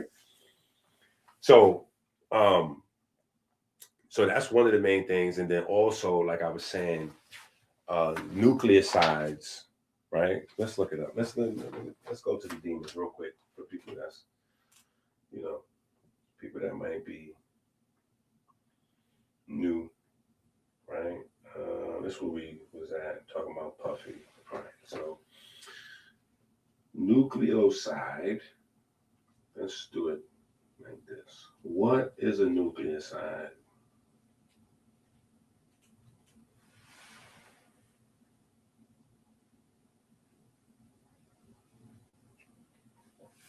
All right, so here's a nucleoside, right? Biological molecule consisting of two primary components, right? Which is your base or your alkaline side. That's the side with the nitrogen. And then your sugar side, right? So you have a nitrogen or alkaline side. Base means alkaline, just in case y'all don't know, right? So nucleosides are alkaline, right? So you have a base side and then you have a sugar side, right?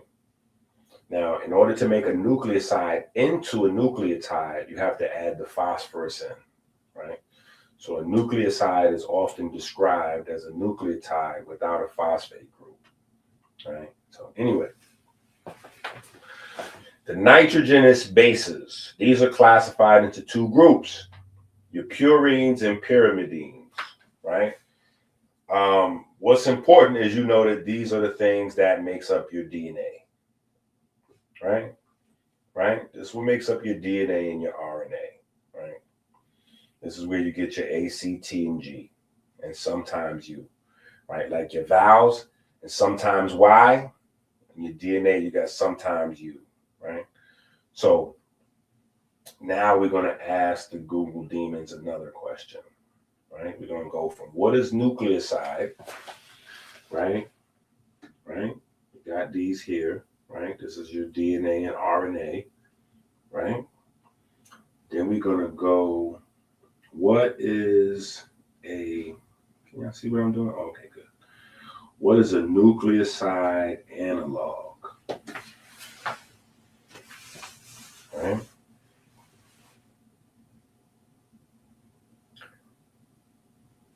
A nucleoside analog is a synthetic compound designed to mimic the structure of naturally occurring nucleosides. Okay. By imitating, we're going to skip the womp. By imitating these natural building blocks, these molecules can trick a cell or a virus into using them during genetic replication. Once incorporated, they interfere with the synthesis of genetic material, effectively halting the reproduction of viruses or the growth of cancer cells. I'll read that last part again. They interfere with the synthesis of genetic material, effectively halting the reproduction of viruses or growth of cancer cells. Right? Now,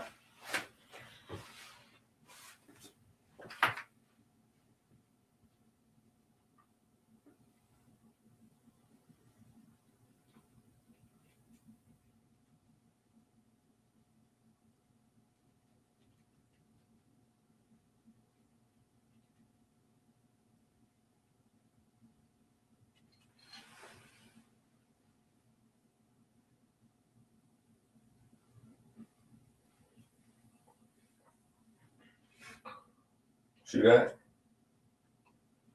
So when we get to the space where food is medicine, when we get to the space where food is medicine, it's going to be a whole nother level, right? It's going to be a whole nother level. And as usual, we will be way ahead the learning curve. You know what I'm saying? We will be way ahead the learning curve.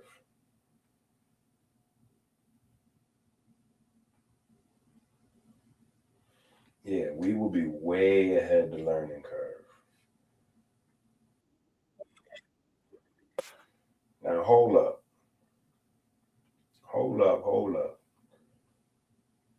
I want to know if y'all heard these new songs real quick. We got to take a break.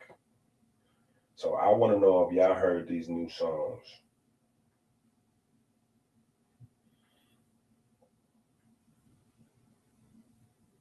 I told you, Paul, this playlist right here is the best playlist of all times. But I want to know if you heard these grown and sexy songs.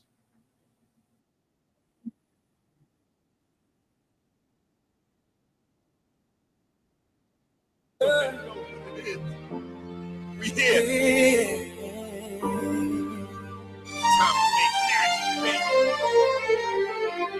Rolling through the sand like a thought in the sky. The scarab spins truth where the cosmos collide. Energy whispers. Side effects may include diarrhea, seizures, hair loss, eye loss, teeth loss, leg loss, divorce, getting arrested, diarrhea, death, paranoia, your friends blocking you, dizziness, prison, your eyes falling out, uncontrollable gas. You will die if you take this.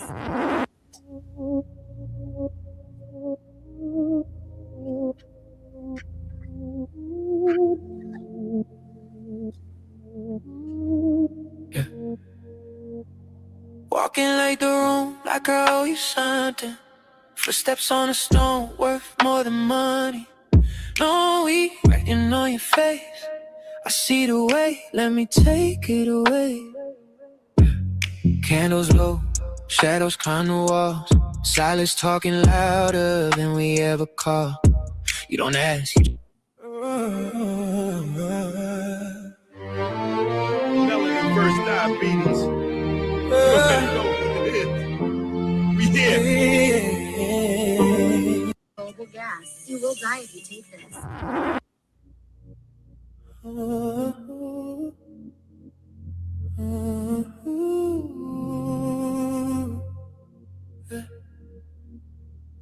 Yeah, ink on your fingers, candle wax on the desk, eyes dancing through chapters, lips biting hairs, silence loud, I can hear your thoughts breathe.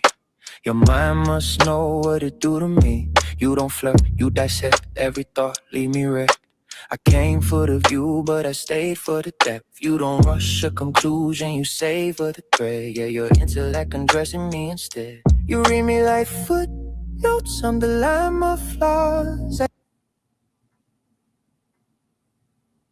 Telling you, Paul, that playlist is it's tough, man. It's tough. If you listen to that playlist for an hour, 2 hours, it's always going to be songs that you're missing because the playlist is like 10, 11 hours of straight craziness. Telling you. All right. So anyway, we still cooking. We still cooking. All right. We still cooking. So we started this whole conversation, right, in the medicine book. Right? We started reading that article on page 98, right? We read the abstract, and then we jumped out of the article and got into the get busy, right? We got deep into the get busy, right? Okay. So now I want to skip around. And again, feel free, family, to go get your own copy of the book so you can get all the information. Because basically we've been live for almost 4 hours and we on one page, we only in one page of the book. Anyway, let me skip around.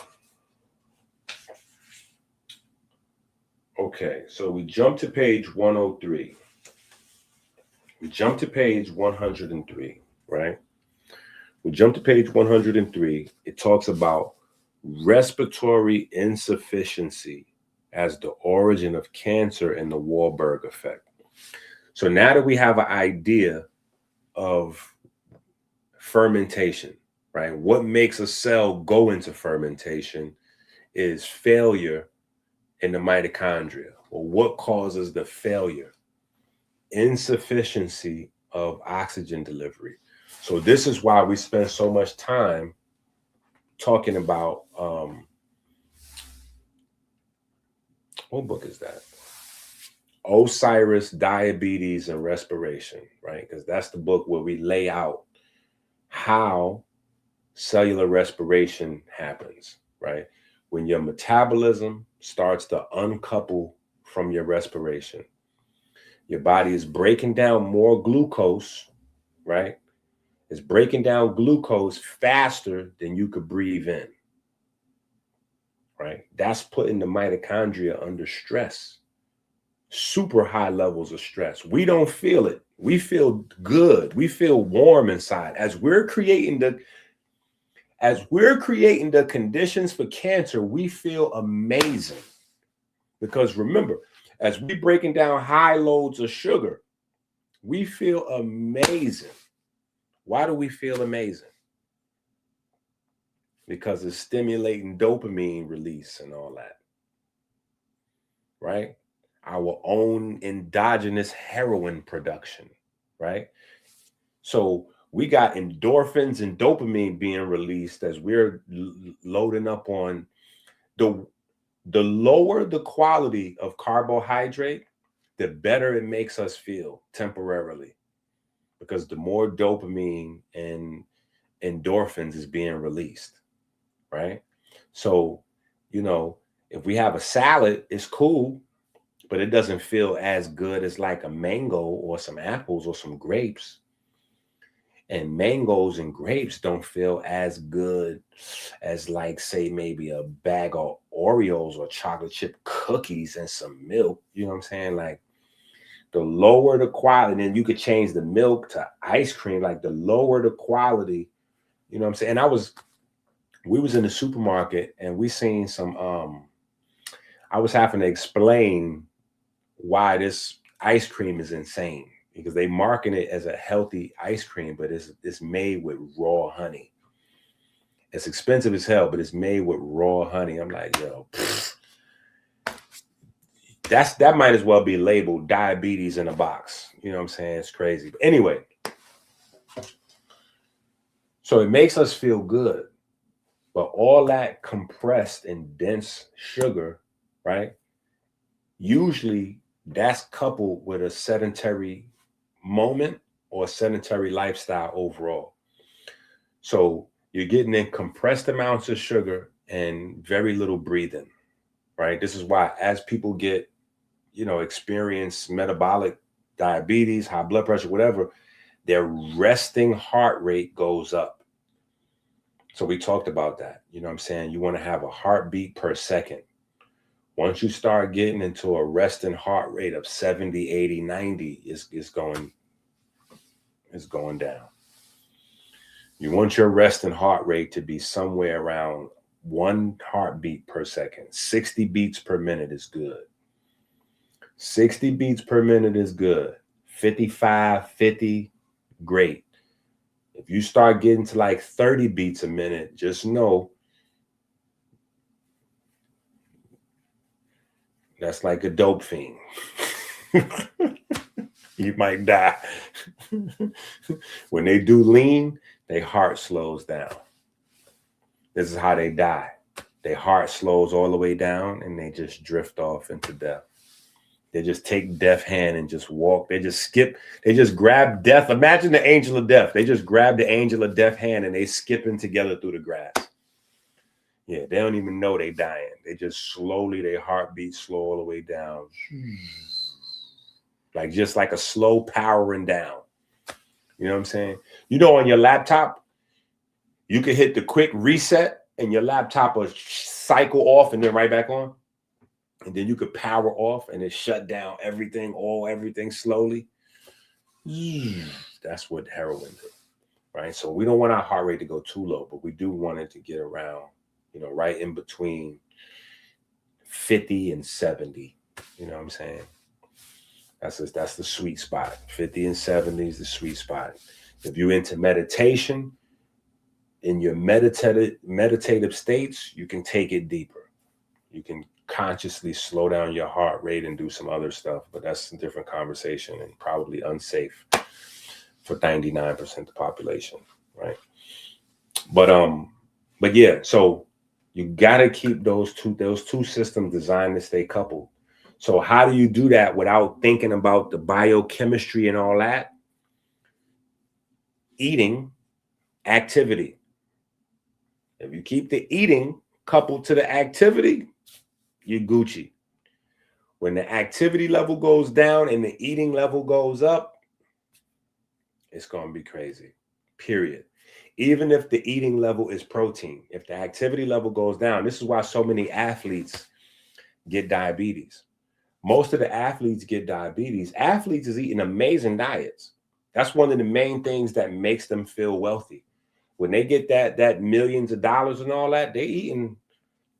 A lot of them are eating high quality diets, right? Or at least expensive meals. And those expensive meals usually feature lots of protein, right? And they're athletes and they're told high protein their whole athletic career. So when they retire, they have that in their mind. The high protein is healthy. They go on the internet and, oh yeah, high protein.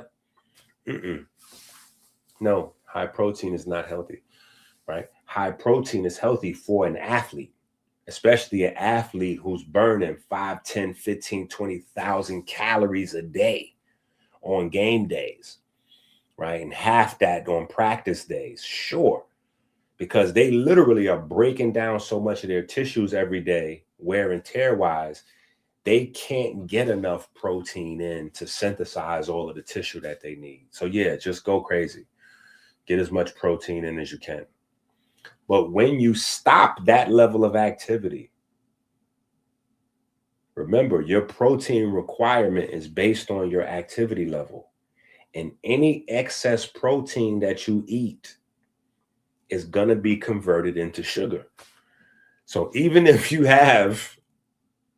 not eating no sugar, but you're eating high protein and you're not moving around like that or exercising, all that extra protein is going to turn into sugar. So you might as well just had the Chips Ahoy. You might as well have something delicious with that sugar, because you avoiding it, and then you had the protein. You might as well just have you something delicious.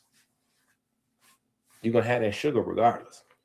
Yeah, you're going to have that sugar regardless. So a lot of them become diabetic from a high protein diet. It's not sugar. It's high protein causing them to be diabetic. And anyway, so once you have the problem where the mitochondria is constantly stressed and not able to produce energy as is needed, enter in door number option 2, right? So anyway, page 103, respiratory insufficiency as the origin of cancer and the Wahlberg effect. Otto Wahlberg first proposed that all cancers originate from dysfunctional cellular respiration. Wahlberg stated, just as there are many remote causes of plague, heat, insects, rats, but only one common cause, the plague bacillus, there are a great many remote causes of cancer, tar, rays, arsenic, pressure, urethane, but there is only one common cause into which all other causes of cancer merge: the irreversible injuring of respiration. The key points of Wahlberg's theory are insufficient respiration initiates tumor genesis and ultimately cancer. Energy through glycolysis gradually compensates for insufficient energy through respiration. Cancer cells continue to ferment lactate in the presence of oxygen. Respiratory insufficiency eventually becomes irreversible. Ephraim Racker was the first to describe the increased aerobic glycolysis seen in cancer cells as the Wahlberg effect. Wahlberg, however, referred to the phenomena in cancer cells as aerobic fermentation to highlight the abnormal production of lactate in the presence of oxygen, as lactate production is widely recognized as an indicator of respiratory insufficiency in biological systems. So, for clarity, when you exercise and you burn up all of the fuel available to the muscles, you start getting lactic acid or lactate, right? In those conditions, a person with cancer, right? That's going on in the cancer cells nonstop, period. So it's like they're always at that level of extreme exhaustion where they're not able to produce, they're not able to convert glucose into energy, which is the relationship of diabetes to cancer. Because remember what diabetes is: inability to convert glucose into energy, right? You have the glucose, it's in the blood, but it's not being broken down and turned into energy, which is why the blood glucose level is constantly going up, and up, as opposed to the glucose goes in and then the glucose goes out. The glucose exits your blood by going into the muscle cells and being converted into energy. If it's not going into the muscle cells being converted into energy, it's just sitting around. And your blood sugar level is going to go up, right? And what your body going to do at that point is try to compensate with cortisol, right? Cortisol is going to come in, stress, because your body's under stress. High blood sugar stress. Your body has a 4 grams That's it. That's all you're supposed to have floating. So once your body goes over that, you into inflammation. The A1C is dragging on the blood, dragging on the heart, all that. So it's stress on the body. So cortisol comes in, and cortisol pushes all the sugar into the fat cells. Let's clean this blood up, right? If we can't push the sugar into the muscles to get metabolized, we can at least push the sugar into the fat cells for later on, right? Because the way the system is designed, the only time you should not be able to get glucose into the muscle cells is when there's already enough glucose in the muscle cells, right? So that's when you have what? Extra. And the extra gets put into the fat cells to be stored for later, right? This is how obesity is linked to diabetes, right? And this is why obesity is not only linked to diabetes, but also cancer, right? Because typically when you have somebody storing a bunch of fat, what's happening? They're not metabolizing it. So the mitochondria is usually stressed out, right? Mitochondria is usually stressed out. So diabetes and obesity contribute to cancer because the mitochondria is not able to do its thing, right? And that stressor and press on the mitochondria to be able to produce energy, because that's how the mitochondria live, that process of producing energy, right? We think from a selfish standpoint, we want the mitochondria to recycle ATP because it benefits us. But the mitochondria actually do this for its own health. Remember, at the beginning of time, mitochondria was a separate organism that came into cells because of the symbiotic relationship. Mitochondria, natural process of feeding itself, produce something to feed our cells. So don't forget about the part where the mitochondria got to feed itself. So when we can't get the substrates into the mitochondria to produce energy, the mitochondria can't feed itself. It's starving. So before that organism dies, it has another way to eat. Like, oh, okay, you're not going to, oh, okay. I could do bad by myself. I could feed myself. Fermentation kick in.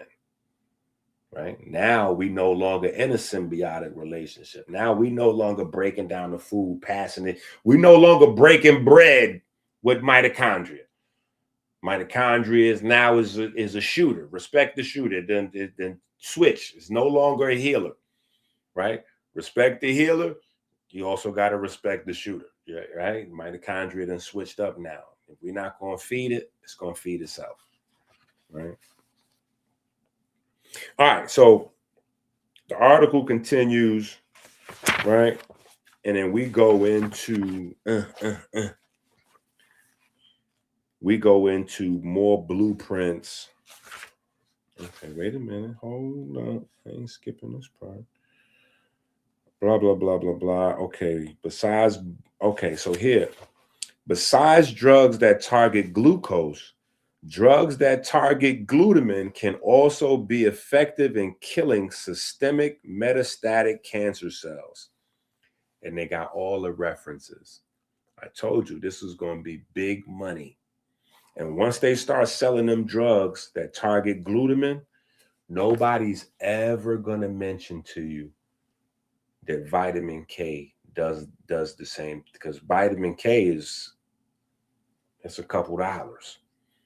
When they make the drug to do it, it's going to be 1,000, 2,000, 10. How would Drake? 10 band, 20 band, 100 band. Let's just not even discuss it, man. OMG. So instead of getting them little $20 packs of chlorella, it's going to be 10 bands, 20 bands, 100 band. Let's just not even discuss. Yeah, don't even discuss it. Let's just not even discuss it. Let me just get that. What's that? Medicaid, Red Cross, Blue Shield. Yeah, let me just get that insurance, because these prices so high you can't even. Yeah, you'll copay $10. Just worry about that. Yeah, $10 plus $990 we're gonna put on this card. Yeah, don't worry about that. We send this bill to the government. Yeah, we send this bill to your insurance company, whatever. Yeah, that's how they go.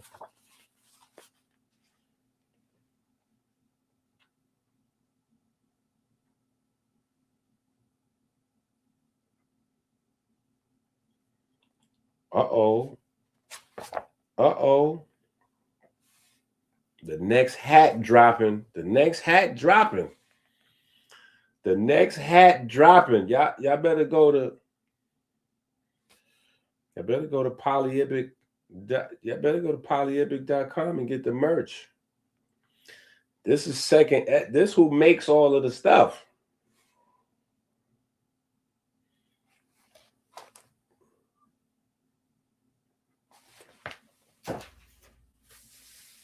These recipes all look crazy. Yeah. And I'm definitely grateful to collab with Ink. Like he's been, sort of like a silent mentor, kind of like, guiding me through a lot of these different processes and, me reaching out to him. What do you think about this? What do you think about that? So that's just a testament to, a lot of information that, I gathered from him and other people. Lamar, don't take my word for it. Stalin, Society Baby, Dead Stop, Madman, Jeremiah. Thanks to the whole chat. It's not just kitchen chemistry. You gotta add chemistry in the kitchen. And well cooking. Yeah.